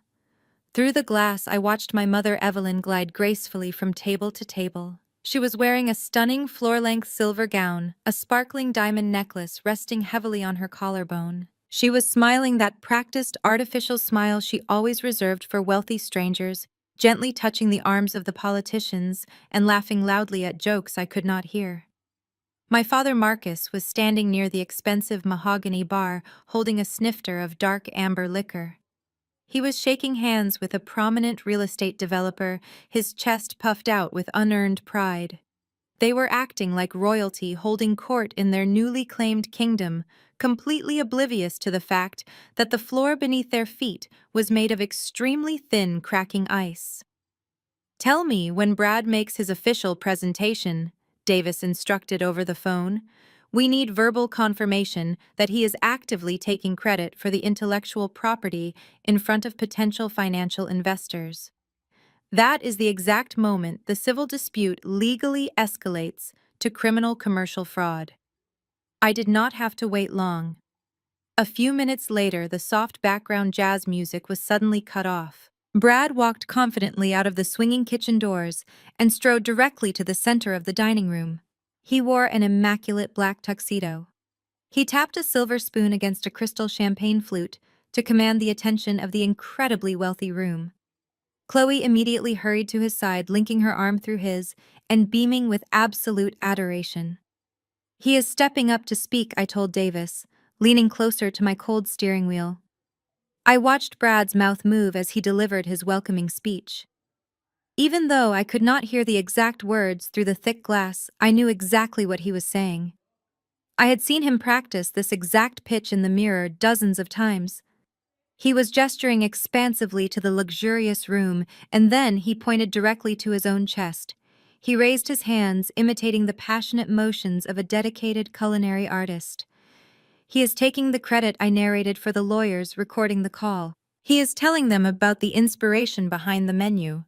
He is claiming the Cajun truffle fusion concept is his own proprietary creation. He is actively pitching the intellectual property to secure their investment capital." "Excellent," Davis replied smoothly. "The trap has officially snapped shut, Maya. We have the digital invitation he sent out claiming ownership, and now we have his public performance attempting to monetize those stolen assets. The legal requirement for commercial fraud is fully met. Now we just need to wait for the physical evidence to hit their tongues." Inside the brightly lit dining room, Brad finished his arrogant speech and raised his champagne flute in a grand toast. The entire room raised their glasses in response, politely applauding the handsome, confident man who promised them a revolutionary dining experience. Brad smiled warmly, bowed his head slightly in fake humility, and dramatically waved his hand toward the kitchen double doors. The newly hired waitstaff immediately poured out of the kitchen in a perfectly choreographed line. They were carrying massive silver trays loaded down with deep, wide-rimmed porcelain bowls. "The first course is coming out right now," I said into the phone, my heart beginning to hammer aggressively against my ribs. It is the signature truffle bisque. This was the dish that had secured me my initial underground following. In its true form, it was a perfectly balanced velvety masterpiece of rich cream, earthy wild mushrooms, and a very precise hit of sharp Cajun heat that lingered beautifully on the palate. But the recipe currently sitting in the bowls being placed in front of the wealthy investors was not my true formula. The line cooks had meticulously followed the decoy notebook. They had aggressively boiled the dairy base instead of gently simmering it. They had added the highly acidic lemon juice and the raw, harsh spice blend at the completely wrong stage of the chemical cooking process. I watched closely as a waiter placed a steaming bowl directly in front of the regional bank president. The man leaned forward casually inhaling the aroma before picking up his heavy silver soup spoon. All across the luxurious dining room, the local politicians and the venture capitalists were doing the exact same thing. Brad stood near the center table with his hands clasped behind his back, a triumphant, sickeningly confident smile plastered across his face as he waited for the inevitable wave of vocal praise. "They are picking up their spoons," I whispered to Davis. "They are taking the first bite right now." Through the glass, I saw the bank president put the silver spoon into his mouth. I saw the prominent real estate developer swallow a large mouthful of the hot liquid. I saw the district attorney taste the expensive soup. And then a very profound, horrifying silence fell over the entire luxury dining room as the catastrophic reality of the ruined dish finally registered with everyone inside. The silence only lasted for 3 agonizing seconds before the physical rejections began. The regional bank president immediately grabbed his crisp white linen napkin and violently spit the mouthful of bisque directly into it. He choked slightly, his face turning a deep shade of crimson as he reached frantically for his crystal water glass. Across the room, the prominent real estate developer pushed his heavy porcelain bowl away with such aggressive force that the thick, sludgy liquid sloshed over the sides and stained the pristine white tablecloth. The soup was not just bad, it was a spectacular chemical disaster. Because the young line cooks had aggressively boiled the dairy base and added the harsh acidic components at the entirely wrong moment, the rich cream had completely separated. It was now a bowl of greasy yellow liquid floating with large, unappetizing chunks of curdled milk. The carefully altered spice ratios I had written in the decoy notebook had transformed the delicate Cajun warmth into an intensely bitter, overwhelming metallic burn that coated the tongue and refused to wash away. I sat in my dark car pressing the phone closer to my ear. "They are rejecting the food, Davis," I reported, keeping my voice perfectly steady. "The investors are physically spitting it out into their napkins. The dairy has completely curdled and the spice profile is ruined." "Keep observing, Maya," Davis replied, his voice buzzing with legal anticipation. "Tell me what Brad does next." Inside the dining room, the polite high society atmosphere completely shattered. A woman sitting at the center table abruptly stood up, her chair scraping loudly against the polished hardwood floor. She was a notorious local food critic known for her ruthless reviews, and she looked absolutely furious. "Is this supposed to be some kind of avant-garde joke?" she demanded loudly, her voice carrying easily across the sudden chaotic murmurs of the room. She pointed an accusing finger at her ruined bowl. "This tastes like rancid battery acid and spoiled milk. You promised us a revolutionary culinary experience. Brad and you are serving us literal garbage." The entire room erupted into angry murmurs and aggressive complaints. The politicians looked deeply offended. The venture capitalists who had been ready to write massive checks just 10 minutes ago were now wiping their tongues with napkins and demanding their expensive coats from the coat check girl. My mother, Evelyn, froze completely, her fake practice smile sliding right off her face as she watched the wealthy elite actively reject her family. My father, Marcus, looked like he was going to pass out right there next to the mahogany bar. Brad was vibrating with pure panic. His face drained of all color, leaving him looking sickly and terrified. He muttered a frantic, desperate apology to the angry food critic, and then sprinted across the dining room.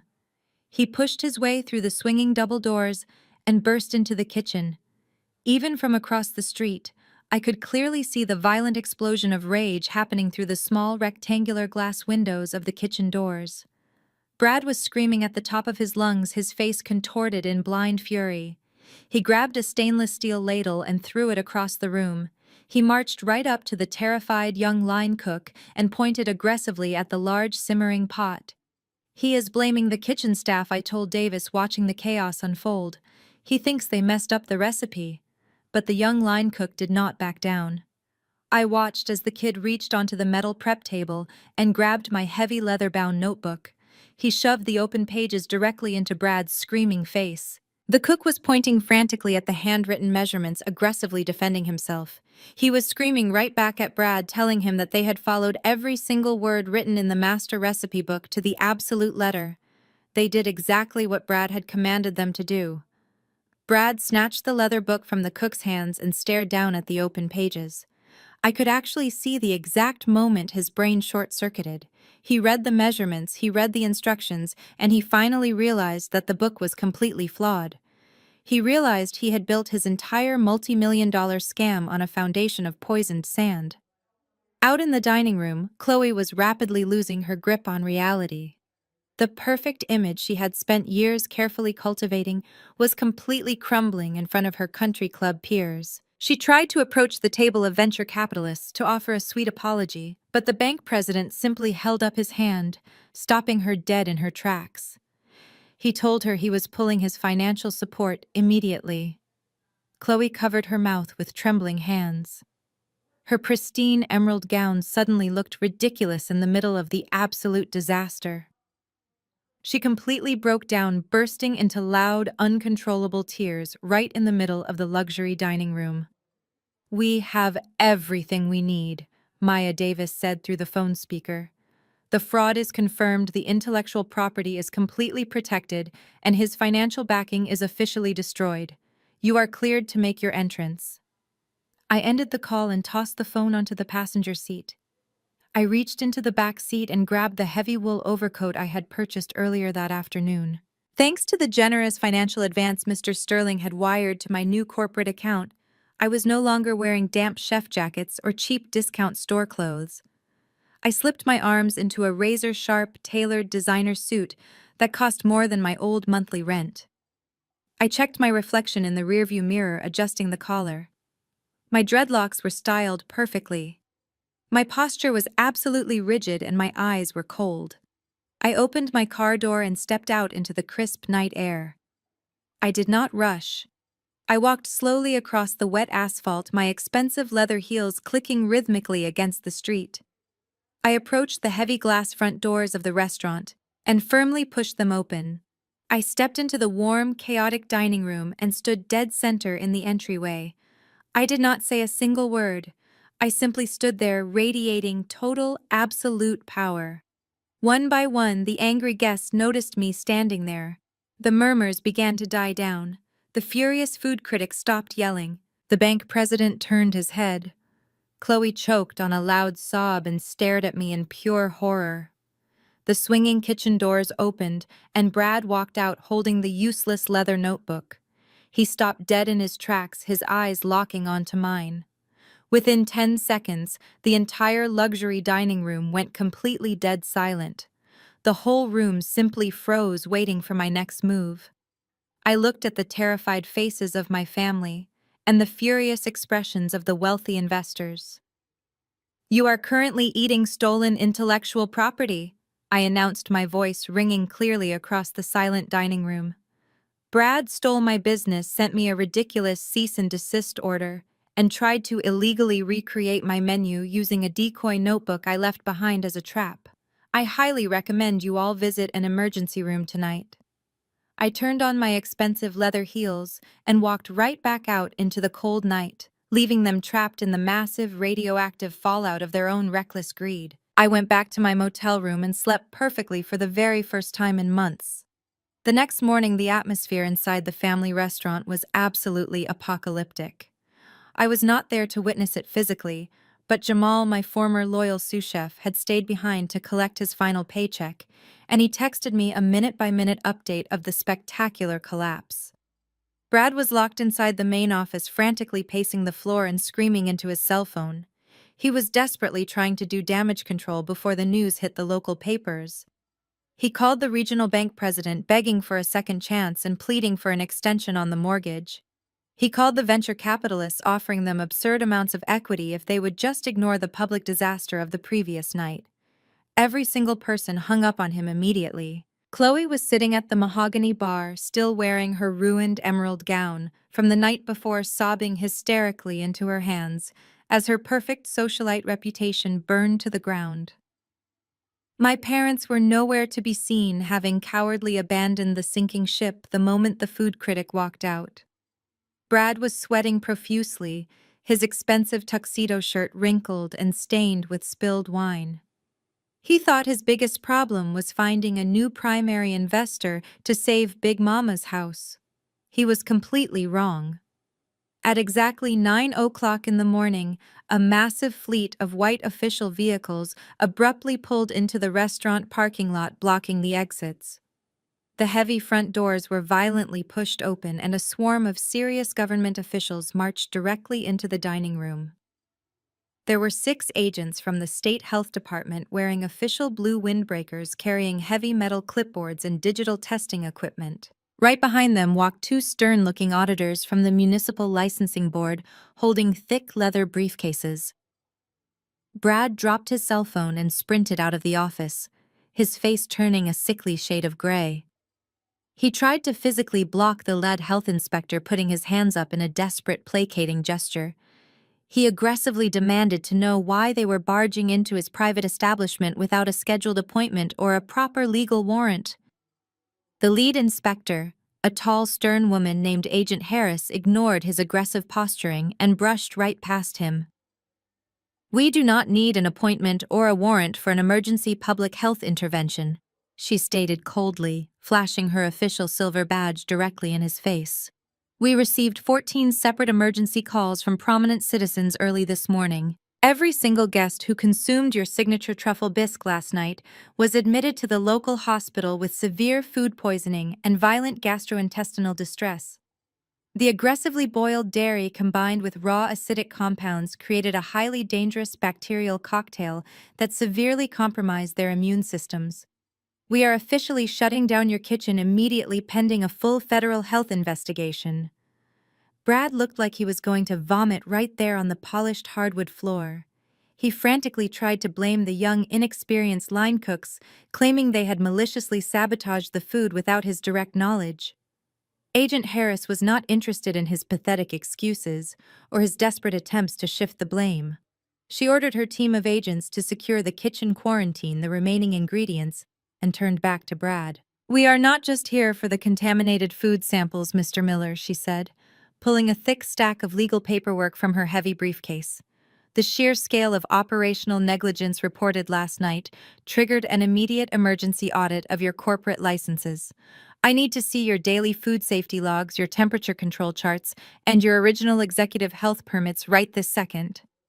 Brad began to physically shake his hands, trembling uncontrollably. He slowly unlocked the filing cabinet behind the bar and handed over the official documents, praying they would just quickly glance at the state stamps and leave him alone.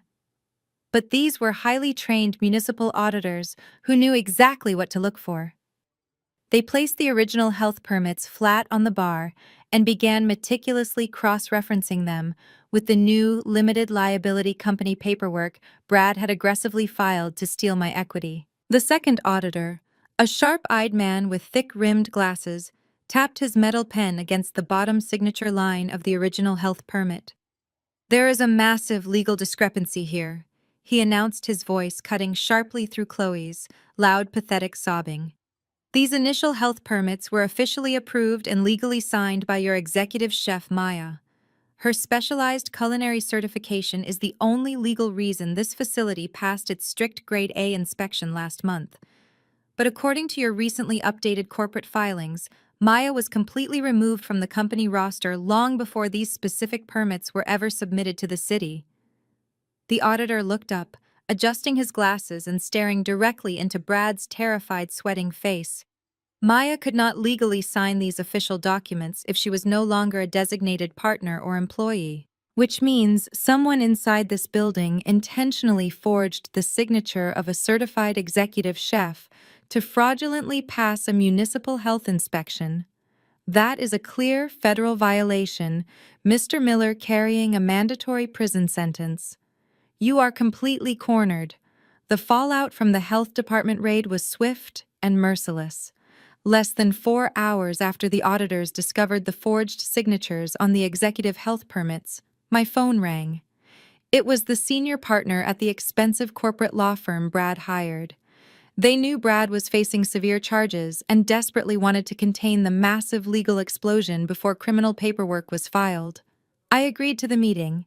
I walked into the sleek glass-walled conference room wearing my designer suit, carrying a black leather briefcase. The atmosphere inside the room was incredibly suffocating. Brad sat at the far end of the long mahogany table, looking like a completely broken man. His skin was pale and covered in cold, nervous sweat.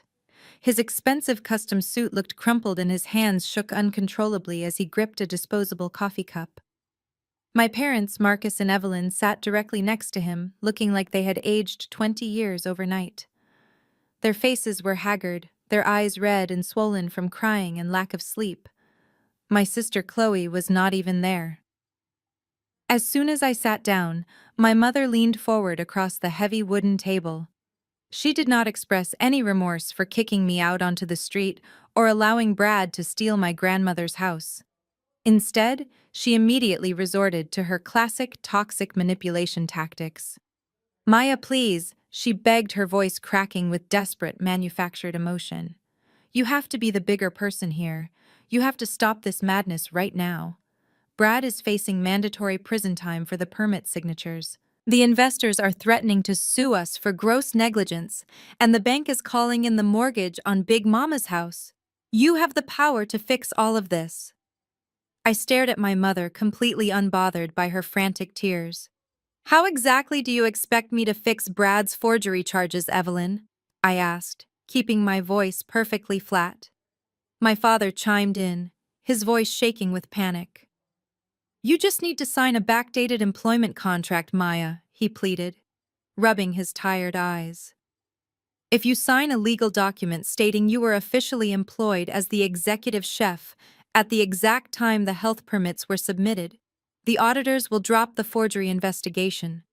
It will look like a minor clerical error, and if you hand over your real recipe notebooks today, Brad can prepare a formal apology dinner for the venture capitalists. We can save the restaurant, we can save the house. You just have to give him the real recipes and drop your ridiculous selfish vendetta." I sat back in my plush leather chair, astounded by their unmitigated audacity. They were asking me to commit federal perjury and hand over my intellectual property just to save the man who had maliciously tried to destroy my life. Before I could respond to my father's absurd request, Brad slammed his hand down onto the mahogany table. He was cornered and terrified, but his massive, arrogant ego refused to surrender to reality. He glared at me across the room, his eyes burning with intense hatred. "Do not act like you have the upper hand here, Maya," Brad snarled, his voice dripping with venom. "You intentionally sabotaged my grand opening. You planted that fake notebook specifically to humiliate me and poison my elite guests. That is active corporate sabotage, and I have a dining room full of powerful witnesses who will testify against you. I still legally own the entire concept of the restaurant. I still own the limited liability company. And I still have an active cease and desist order filed against you. If you do not sign the backdated health permits right now, and give me the correct chemical formulas for the tasting menu, I will drag you down to hell with me.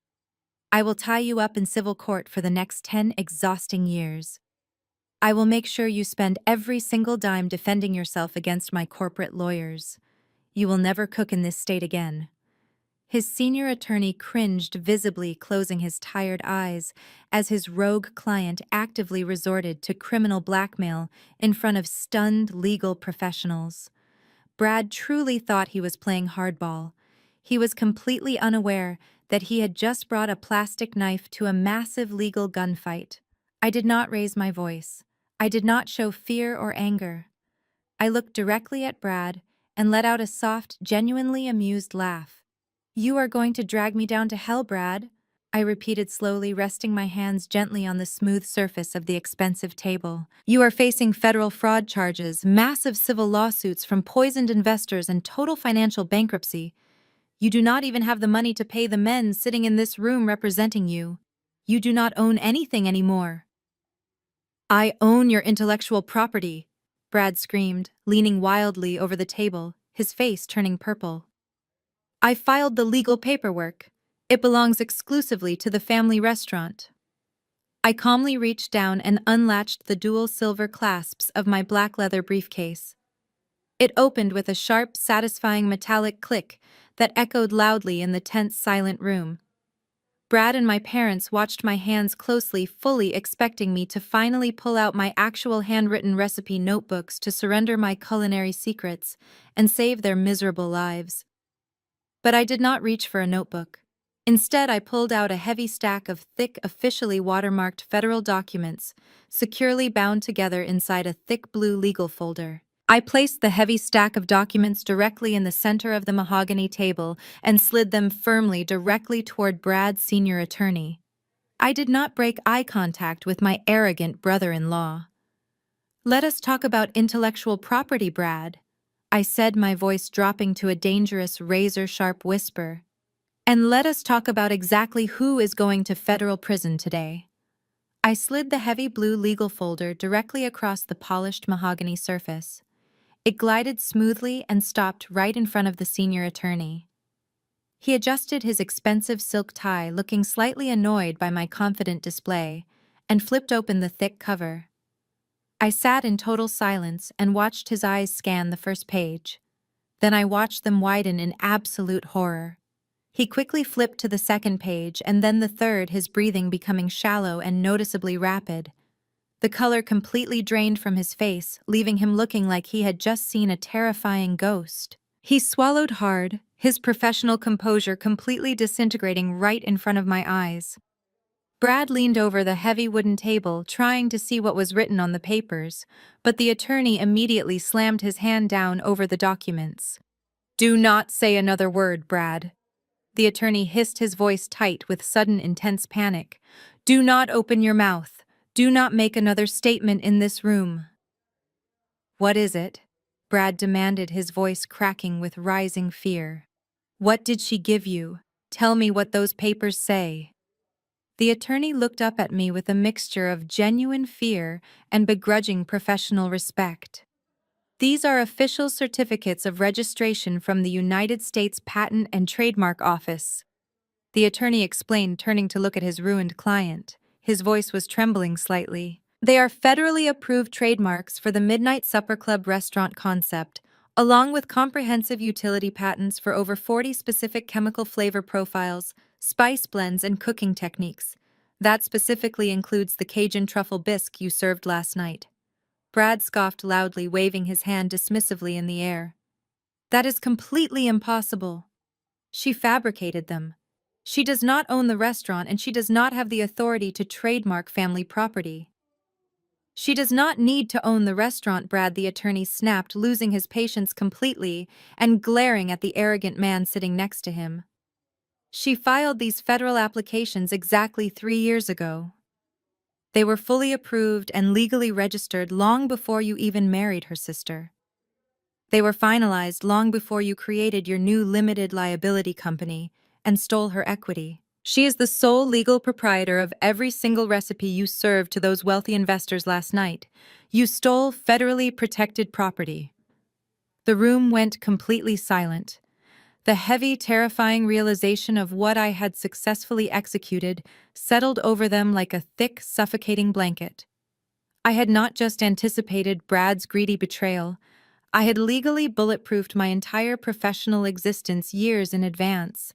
I knew exactly who these toxic people were, and I knew they would eventually try to steal my life work. I had simply let them dig their own massive grave. You cannot issue a cease and desist order on intellectual property that I federally own. Brad, I said, leaning back in my comfortable leather chair and crossing my arms.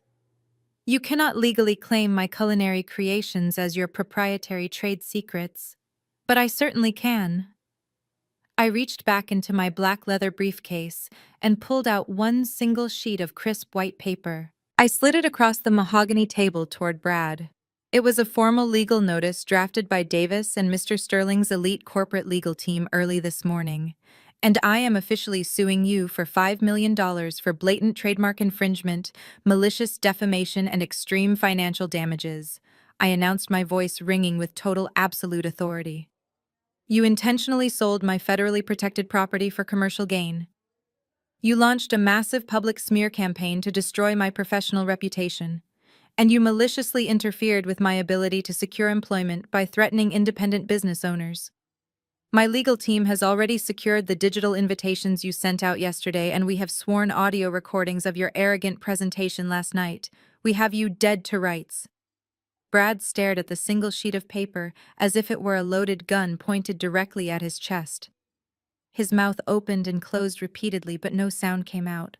The arrogant finance bro who genuinely thought he could easily crush the sweaty urban cook was entirely paralyzed by his own monumental stupidity. He was looking at total financial ruin and a very likely prison sentence. My father, Marcus, suddenly stood up, his chair violently scraping against the hardwood floor. His face was twisted in a mixture of extreme confusion and explosive, desperate anger.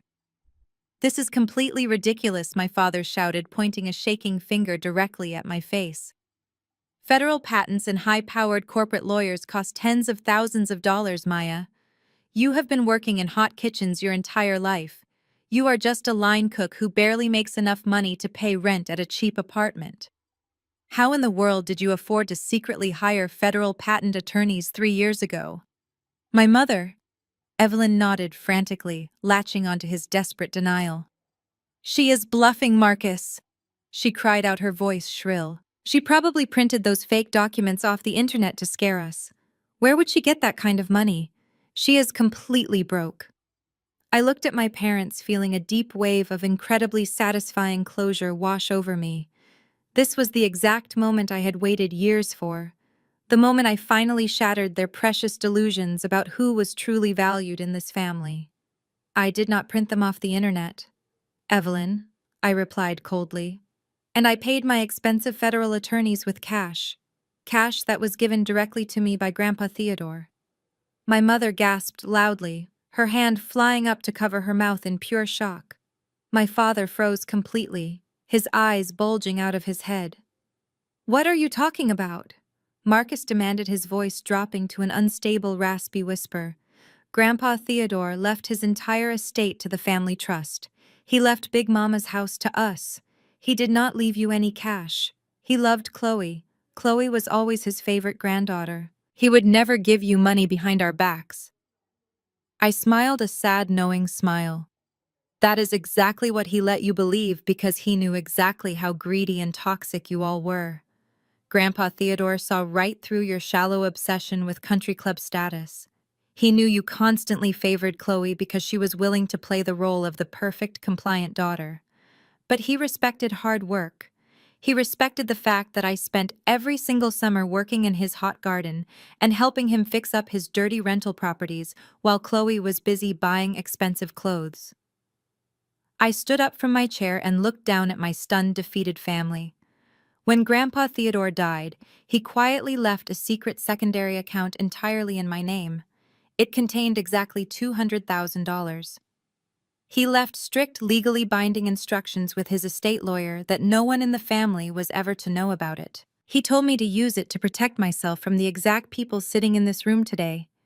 He knew you would try to use me and throw me away, so he gave me the armor to fight back. I used his money to hire the best intellectual property lawyers in the state to secure my recipes 3 years ago. I knew this day would eventually come. I was simply waiting for Brad to be arrogant enough to spring the trap. The revelation of Grandpa Theodore's secret account hung in the air like a physical blow. My mother stared at me, her mouth opening and closing silently. My father sank back into his chair, a look of utter defeat washing over his aged features. They had underestimated me for my entire life, but the absolute betrayal they felt at discovering my grandfather had secretly funded my independence was clearly tearing them apart. But I was not finished. The patent documents were only the first half of my legal assault. I reached into my jacket pocket and pulled out my cell phone. I unlocked the screen and opened an audio application. Before Brad or his panicking attorney could say another word, I placed the phone gently in the center of the mahogany table and pressed play. The audio was incredibly clear, recorded on the high-quality microphone of my phone the night of the massive grand opening disaster. My own voice echoed in the quiet conference room, asking Brad a direct question about suing me for corporate sabotage. Then Brad's voice filled the room, dripping with that familiar, disgusting arrogance. Yes, Maya, I did restructure the operating agreement. I had my legal team draft new documents, and I convinced your father to sign off on them behind your back. We completely removed your name from the limited liability company. We completely erased your 40% equity stake. I paused the recording right there. In this specific state, only one party needs to consent to an audio recording for it to be legally admissible in a court of law, I explained smoothly. I consented, which means I just handed my attorneys a pristine audio confession of you admitting to fraudulent restructuring. You stole my equity, and you did it maliciously. Brad's senior attorney did not hesitate. He did not offer a defense. He did not try to negotiate a settlement. He stood up so fast his heavy leather chair skidded backward across the polished hardwood floor. He reached out with trembling hands and rapidly began shoving his legal pads and expensive pens into his briefcase. "What are you doing?" Brad shrieked, his voice cracking with pure, unadulterated terror. "You are my lawyer. You have to fix this. You have to defend me." The senior attorney snapped his briefcase shut with a loud, sharp click. "I am legally bound by the ethical codes of my profession, Mr. Miller," the lawyer stated, his voice colder than ice. "I cannot and will not represent a client who actively confesses to federal fraud and malicious corporate theft on tape. My firm is officially withdrawing from your case effective immediately. I highly suggest you find a very good criminal defense attorney by the end of the day. You are going to need one." Without another word, the attorney turned on his heel and marched out of the conference room, the heavy glass door swinging shut behind him. Brad was left sitting at the massive mahogany table, completely abandoned and legally defenseless. The silence in the room was deafening, broken only by the sound of my mother Evelyn beginning to cry. She finally understood. The pristine image of the wealthy, successful white son-in-law had completely shattered, exposing the desperate, incompetent con artist underneath. She had allowed this man to mortgage her mother's house and steal her daughter's business simply because he wore expensive suits and spoke with unearned authority. She buried her face in her hands, sobbing loudly into the quiet room. Suddenly, the conference room door burst open again. Chloe ran into the room, her face red and blotchy, her hair disheveled. She had clearly been crying non-stop since the disastrous tasting night. She ignored me completely and ran straight toward her husband. "Brad," she wailed, grabbing his shoulders. "I just got a call from the country club. They are revoking our membership. Everyone is talking about the food poisoning. The venture capitalists are threatening to destroy us. What are we going to do?" Brad looked up at his wife, his eyes completely vacant. He had nothing left to say. He had no more lies to spin and no more arrogant threats to make. The crushing weight of the $5 million lawsuit, the federal forgery charges, and the complete loss of his public reputation had finally broken him. I slowly stood up from my comfortable leather chair. I gathered the federal patent documents and slipped them carefully back into my black briefcase. I fastened the silver clasps and picked it up by the handle. The war was officially over, and I had won the absolute total victory.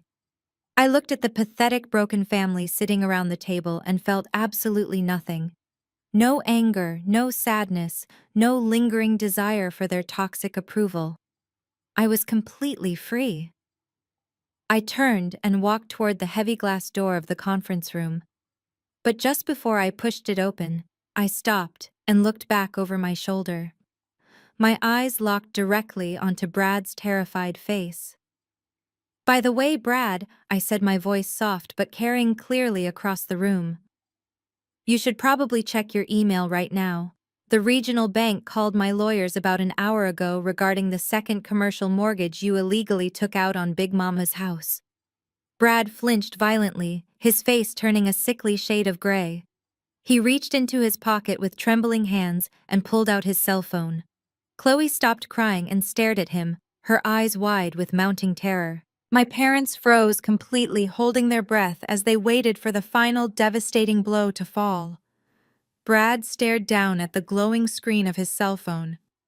His hands were shaking so violently that he nearly dropped the device onto the floor. I watched his eyes dart back and forth across the text of the email. With every single word he read, his face seemed to cave in on itself. He let out a low, agonizing groan that sounded like a wounded animal and let the phone slip from his fingers. It clattered loudly against the polished mahogany table and slid directly over to my father. Marcus did not hesitate. He lunged forward and grabbed the phone, his eyes squinting as he read the screen. "What does this mean?" my father demanded, his voice rising in panic. "What is a default acceleration clause, Brad?" Brad did not answer. He just sat there staring blankly at the wall, completely paralyzed by his impending ruin. Marcus read the email out loud, his voice trembling so hard he could barely form the words. The regional bank was formally notifying Brad's holding company that the second commercial mortgage on the residential property, known as Big Mama's house, was immediately in default. Because the family restaurant had been officially shut down by the state health department earlier that morning, the bank had exercised their right to conduct an emergency review of the loan terms. They discovered that Brad had used entirely fraudulent revenue projections to secure the massive loan. Since the primary source of projected income was now permanently padlocked and facing a massive federal health investigation, the bank was triggering the acceleration clause. The entire balance of the loan was due immediately. If the massive sum was not paid in full within 7 days, the bank would officially begin foreclosure proceedings. Evelyn let out a blood-curdling scream. She grabbed the edge of the heavy wooden table, her knuckles turning completely white. "They are taking the house!" she shrieked, looking wildly between my father and Brad. "They are taking my mother's house. Where are we supposed to go, Marcus? We do not have that kind of cash. We are going to be homeless." My father's face transitioned from pale terror to absolute explosive rage. The realization that he had handed over his childhood home to an arrogant con artist finally broke his mind. He let out a deafening roar and physically lunged across the mahogany table. Marcus grabbed Brad by the lapels of his expensive crumpled suit and violently yanked him out of his chair. "You worthless, lying piece of garbage," my father screamed, slamming Brad aggressively against the glass wall of the conference room. "You promised me this was a foolproof investment. You told me you knew exactly how to handle the finances. You stole my mother's house and you destroyed my family. I am going to kill you." Brad weakly put his hands up, trying to defend himself, but he was completely broken. He just whimpered as my father shook him violently against the glass. Chloe, who had been standing frozen near the door, suddenly snapped into action.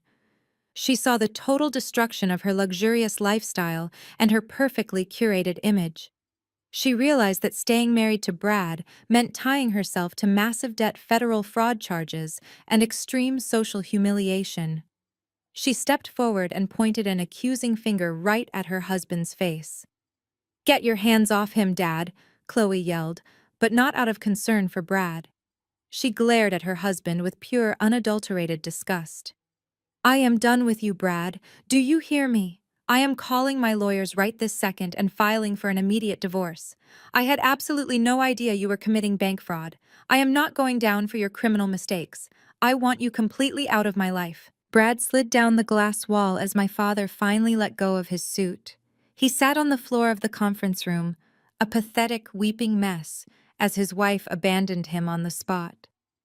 Then the entire family suddenly remembered I was still standing by the door, holding my heavy black briefcase.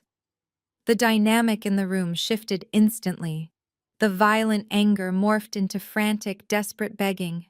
My father rushed over to me, dropping to his knees on the hardwood floor right in front of me. Evelyn ran over and grabbed my arm, her tears staining her expensive makeup. "Maya, you have to save us," my mother sobbed, clinging to my jacket. "You have Mr. Sterling's $7 million. You have Grandpa Theodore's secret money. You are rich, Maya. You can just call the bank right now and pay off the mortgage in cash. You can buy Big Mama's house back today." My father looked up at me, his hands clasped together in desperate prayer. "Please, Maya," he begged, his voice cracking. "It is our family home, Emily. It is where you grew up. You cannot just let a bank auction it off to strangers. You have the power to fix all of this. Please be the bigger person and save your family." I looked down at the two people who had given me life. I looked at my sister, who was standing a few feet away, nodding frantically along with their desperate pleas. I thought about the decades of emotional abuse, the constant belittling and the blatant favoritism. I thought about how quickly they had kicked me out of my apartment and watched Brad steal my equity. They only cared about my talent and my money when it could be used to clean up the massive toxic messes they created.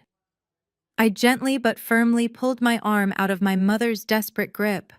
I took a step back, putting physical distance between myself and their toxicity. "You watched him steal my legacy," I said, my voice completely devoid of any sympathy or warmth. "You helped him pack my bags and throw me out onto the street. You gladly handed him the keys to Big Mama's house because you thought his whiteness and his fake business degree made him superior to my hard work. You made your choice. But we are your family," Evelyn cried out, reaching for me again. "No, you are not," I replied coldly. "You are just people I used to know. Big Mama's house is gone. And so am I." I turned my back on them, pushed open the heavy glass door, and walked out of the conference room. I did not look back as their desperate screams and frantic sobbing echoed down the quiet hallway behind me. I walked straight to the elevator, pressed the button for the ground floor, and rode it down in complete, peaceful silence. I rode the elevator down to the ground floor in complete, peaceful silence. I walked out into the bright afternoon sun, feeling lighter than I had in 33 years. The next 7 days were a rapid, brutal whirlwind of legal and financial consequences for my former family. The state health department officially revoked every single operating license attached to Brad's holding company. The local district attorney formally indicted Brad on 3 separate counts of federal commercial fraud and felony forgery. His passport was immediately confiscated, and he was released on a massive cash bail that completely drained whatever hidden emergency funds he had managed to squirrel away. Chloe made good on her frantic threat in the conference room. She officially filed for an emergency divorce and moved out of their luxury townhouse right before the federal bank could seize it. But because Chloe had never worked a day in her life, she had absolutely no money of her own to fall back on. She was forced to move into a tiny, cramped 2-bedroom apartment on the worst side of town, along with my parents, who had officially lost Big Mama's house to the regional bank. They were all completely destitute, living on top of each other, and drowning in a toxic swamp of mutual resentment and bitter daily arguments.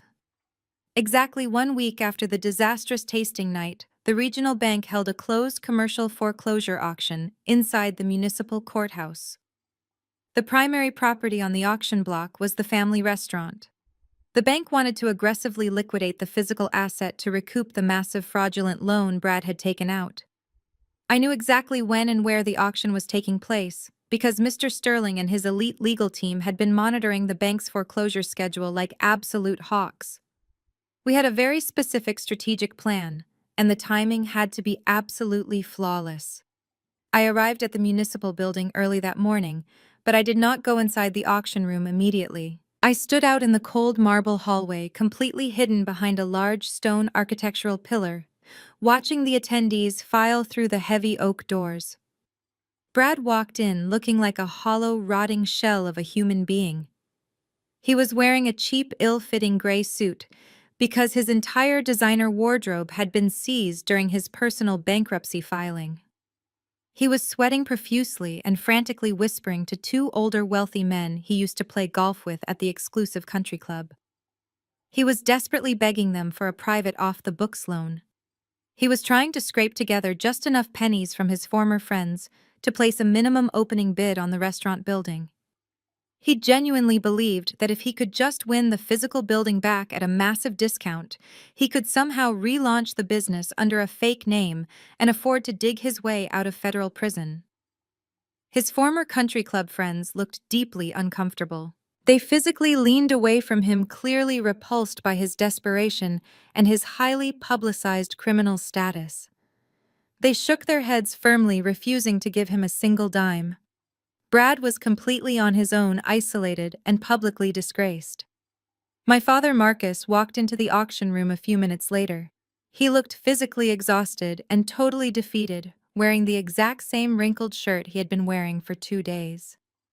He sat in the very back row, far away from Brad, staring blankly at the floor. He was only there to witness the final official death of his stolen legacy. The bank auctioneer, a stern man with a thick gray mustache, stepped up to the wooden podium at the front of the room. He read the long legal foreclosure notice aloud, officially opening the bidding process for the fully furnished commercial restaurant property. He set the opening minimum bid at a fraction of what those imported crystal chandeliers and crushed velvet booths were actually worth. Brad immediately shot his trembling hand into the air, his voice cracking as he shouted out a pathetic lowball number. He looked around the room, a desperate, frantic glimmer of false hope flashing in his bloodshot eyes. He thought nobody else would want a disgraced building tied to a massive food poisoning scandal and a revoked health permit. He thought he was going to get incredibly lucky and steal my kitchen all over again.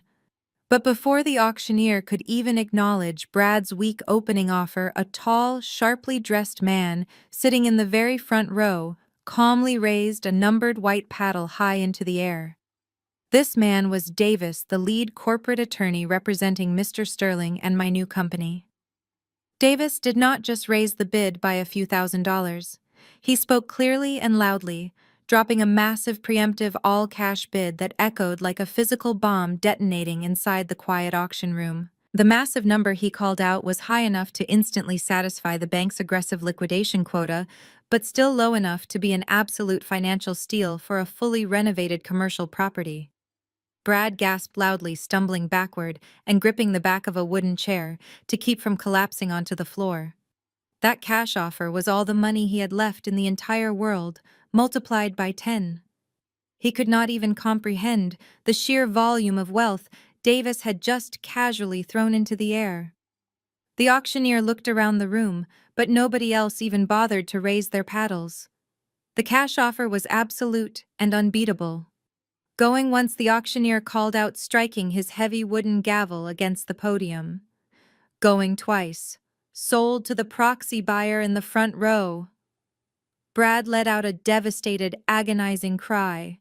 He rushed forward aggressively, pointing his shaking finger at Davis. "Who are you representing?" Brad screamed, his voice echoing wildly off the marble walls. "Who gave you that kind of cash? You cannot take my restaurant. That is my proprietary concept." I stepped out from behind the stone pillar in the hallway and walked slowly toward the heavy oak doors. Mr. Sterling had arrived a few minutes earlier and was standing right beside me, looking incredibly sharp in a dark navy suit. He gave me a brief, respectful nod. "It is time," he said quietly. I pushed the heavy oak doors open and walked directly into the center of the auction room, with the billionaire venture capitalist walking right beside me. The loud, aggressive sound of Brad's screaming instantly died in his throat. My father Marcus jerked his head up from the back row, his eyes widening in pure, absolute shock. I walked right past the rows of wooden chairs and stopped directly in front of my ruined brother-in-law. I was wearing a stunning tailored designer suit, holding my heavy black leather briefcase. "He is representing me, Brad," I said, my voice completely calm and echoing clearly in the silent room. "I am the proxy buyer." Brad stared at me, his jaw practically unhinged. "You," he whispered, his voice trembling with disbelief. "You do not have that kind of money." Mr. Sterling stepped forward, resting his hand casually inside his suit pocket. "She does now," Sterling announced, his deep, authoritative voice commanding absolute respect from everyone in the room. "Maya is the majority owner and executive chef of a newly funded hospitality group, and she just legally purchased this entire building out from under you for pennies on the dollar." I looked around the room, taking in the absolute total victory. I looked at my father, who was quietly weeping in the back row, unable to even meet my gaze. Then I looked back at Brad, who was staring at his own completely unavoidable destruction. "I did not just win the intellectual property lawsuit, Brad," I stated coldly. "I just bought the imported crystal chandeliers. I bought the custom velvet booths. I bought the massive professional-grade kitchen you tried to lock me out of. This building no longer belongs to your fraudulent holding company. It officially belongs to Maya's Table Limited Liability Company. Now get out of my restaurant." Two heavily armed court security guards immediately stepped forward, grabbing Brad's arms and physically dragging him out of the municipal auction room. He kicked and screamed the entire way down the cold marble hallway, echoing like a petulant child, but nobody lifted a single finger to help him. My father simply lowered his tired head and walked out the side door, disappearing into the busy city streets without saying a single word to me. The heavy, suffocating dark cloud that had been hanging over my entire existence was finally lifted. The war was over, and I had the keys to my own kingdom. Exactly 4 months later, the line to get into the official grand opening of Maya's Table wrapped completely around the entire city block. People had been camping out since 3 o'clock in the afternoon just to get a seat at the bar. I did not keep the sterile fake country club aesthetic that Brad had completely bankrupted my family to build. I tore down the pretentious velvet booths and replaced them with warm, natural wood, vibrant local art, and a massive open-concept kitchen. The restaurant was alive, pulsating with loud, energetic music and the rich, complex aromas of my proprietary Cajun truffle fusion menu. I was not hiding in the back of the kitchen anymore. I was the executive chef and the majority owner, and I made sure every single person in the building knew exactly who was running the show. I walked out into the packed dining room wearing a pristine white, double-breasted chef coat. My natural dreadlocks were pulled back but fully visible, flowing freely down my back. The sleeves of my coat were rolled up proudly, displaying the intricate culinary tattoos covering my arms. I did not tone myself down to make wealthy people feel comfortable. I demanded respect through my absolute, undeniable brilliance. Mr. Sterling was sitting at the best corner table in the house, raising a glass of expensive bourbon to me as I walked past. Sitting right next to him was the notorious local food critic who had publicly destroyed Brad 4 months ago. Tonight, she was literally scraping the bottom of her porcelain bowl with her silver spoon, desperately trying to get every last drop of my authentic signature bisque. She looked up at me and gave me a massive, genuine smile, telling me it was the greatest culinary experience of her entire professional career. While I was standing in the bright, warm glow of my massive success, the people who had maliciously tried to bury me were actively drowning in the consequences of their own toxic greed. Brad managed to avoid a long federal prison sentence by taking a highly restrictive plea deal, but he lost absolutely everything in the process. He was legally barred from ever working in the financial sector again. Right at this exact moment, he was wearing a bright neon orange safety vest, sweating under the brutal afternoon sun, as he picked up dirty trash along the side of the local highway to fulfill his 1,000 hours of court-ordered community service. Every time a car drove past and splashed him with dirty puddle water, he was reminded of the massive empire he threw away because of his own blinding arrogance. Chloe was faring no better. Without Brad's stolen money to fund her designer lifestyle, she was forced to enter the real world. The former golden child, who used to look down on me for working with my hands, was now standing behind a cheap plastic register at a discount retail store, folding sweaters for minimum wage. She spent 8 hours a day getting yelled at by angry, rude customers, and she had to take the public bus back to the cramped apartment she now shared with our disgraced parents. Marcus and Evelyn were completely isolated from the community they had spent their entire lives trying to impress.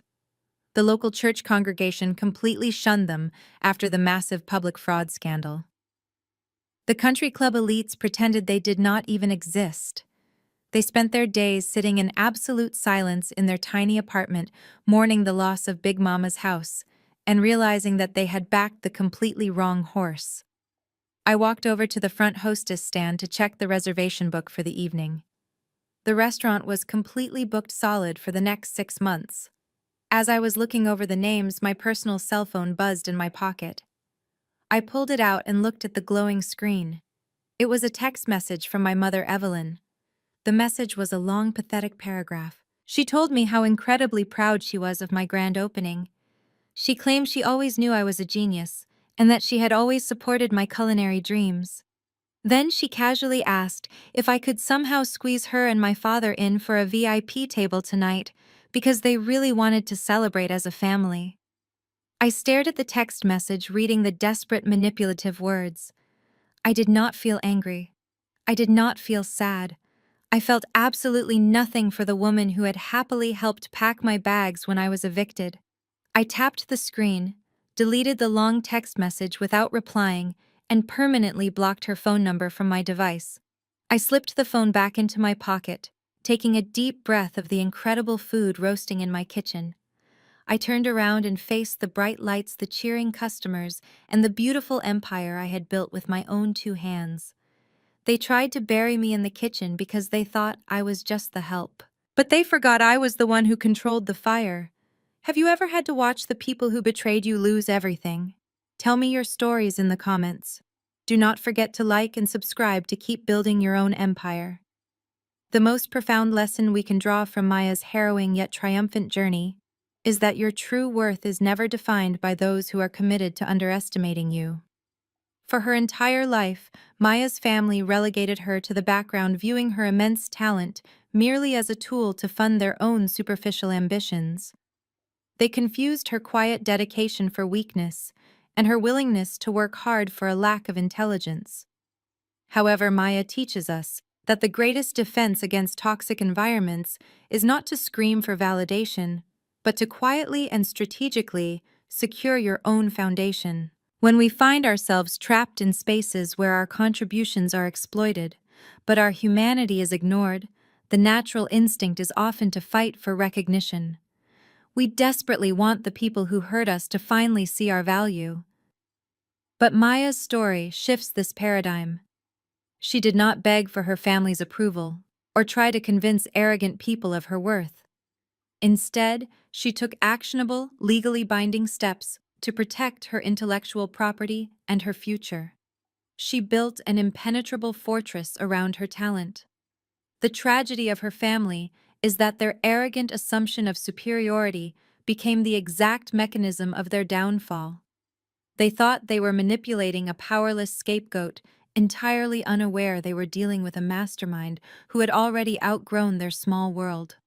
Ultimately, this story reminds us that we are the sole architects of our own legacy. You cannot control how toxic people perceive you, but you possess absolute control over how you protect your boundaries and your gifts. Sometimes the most powerful move is to walk away in silence and let your success be the final word.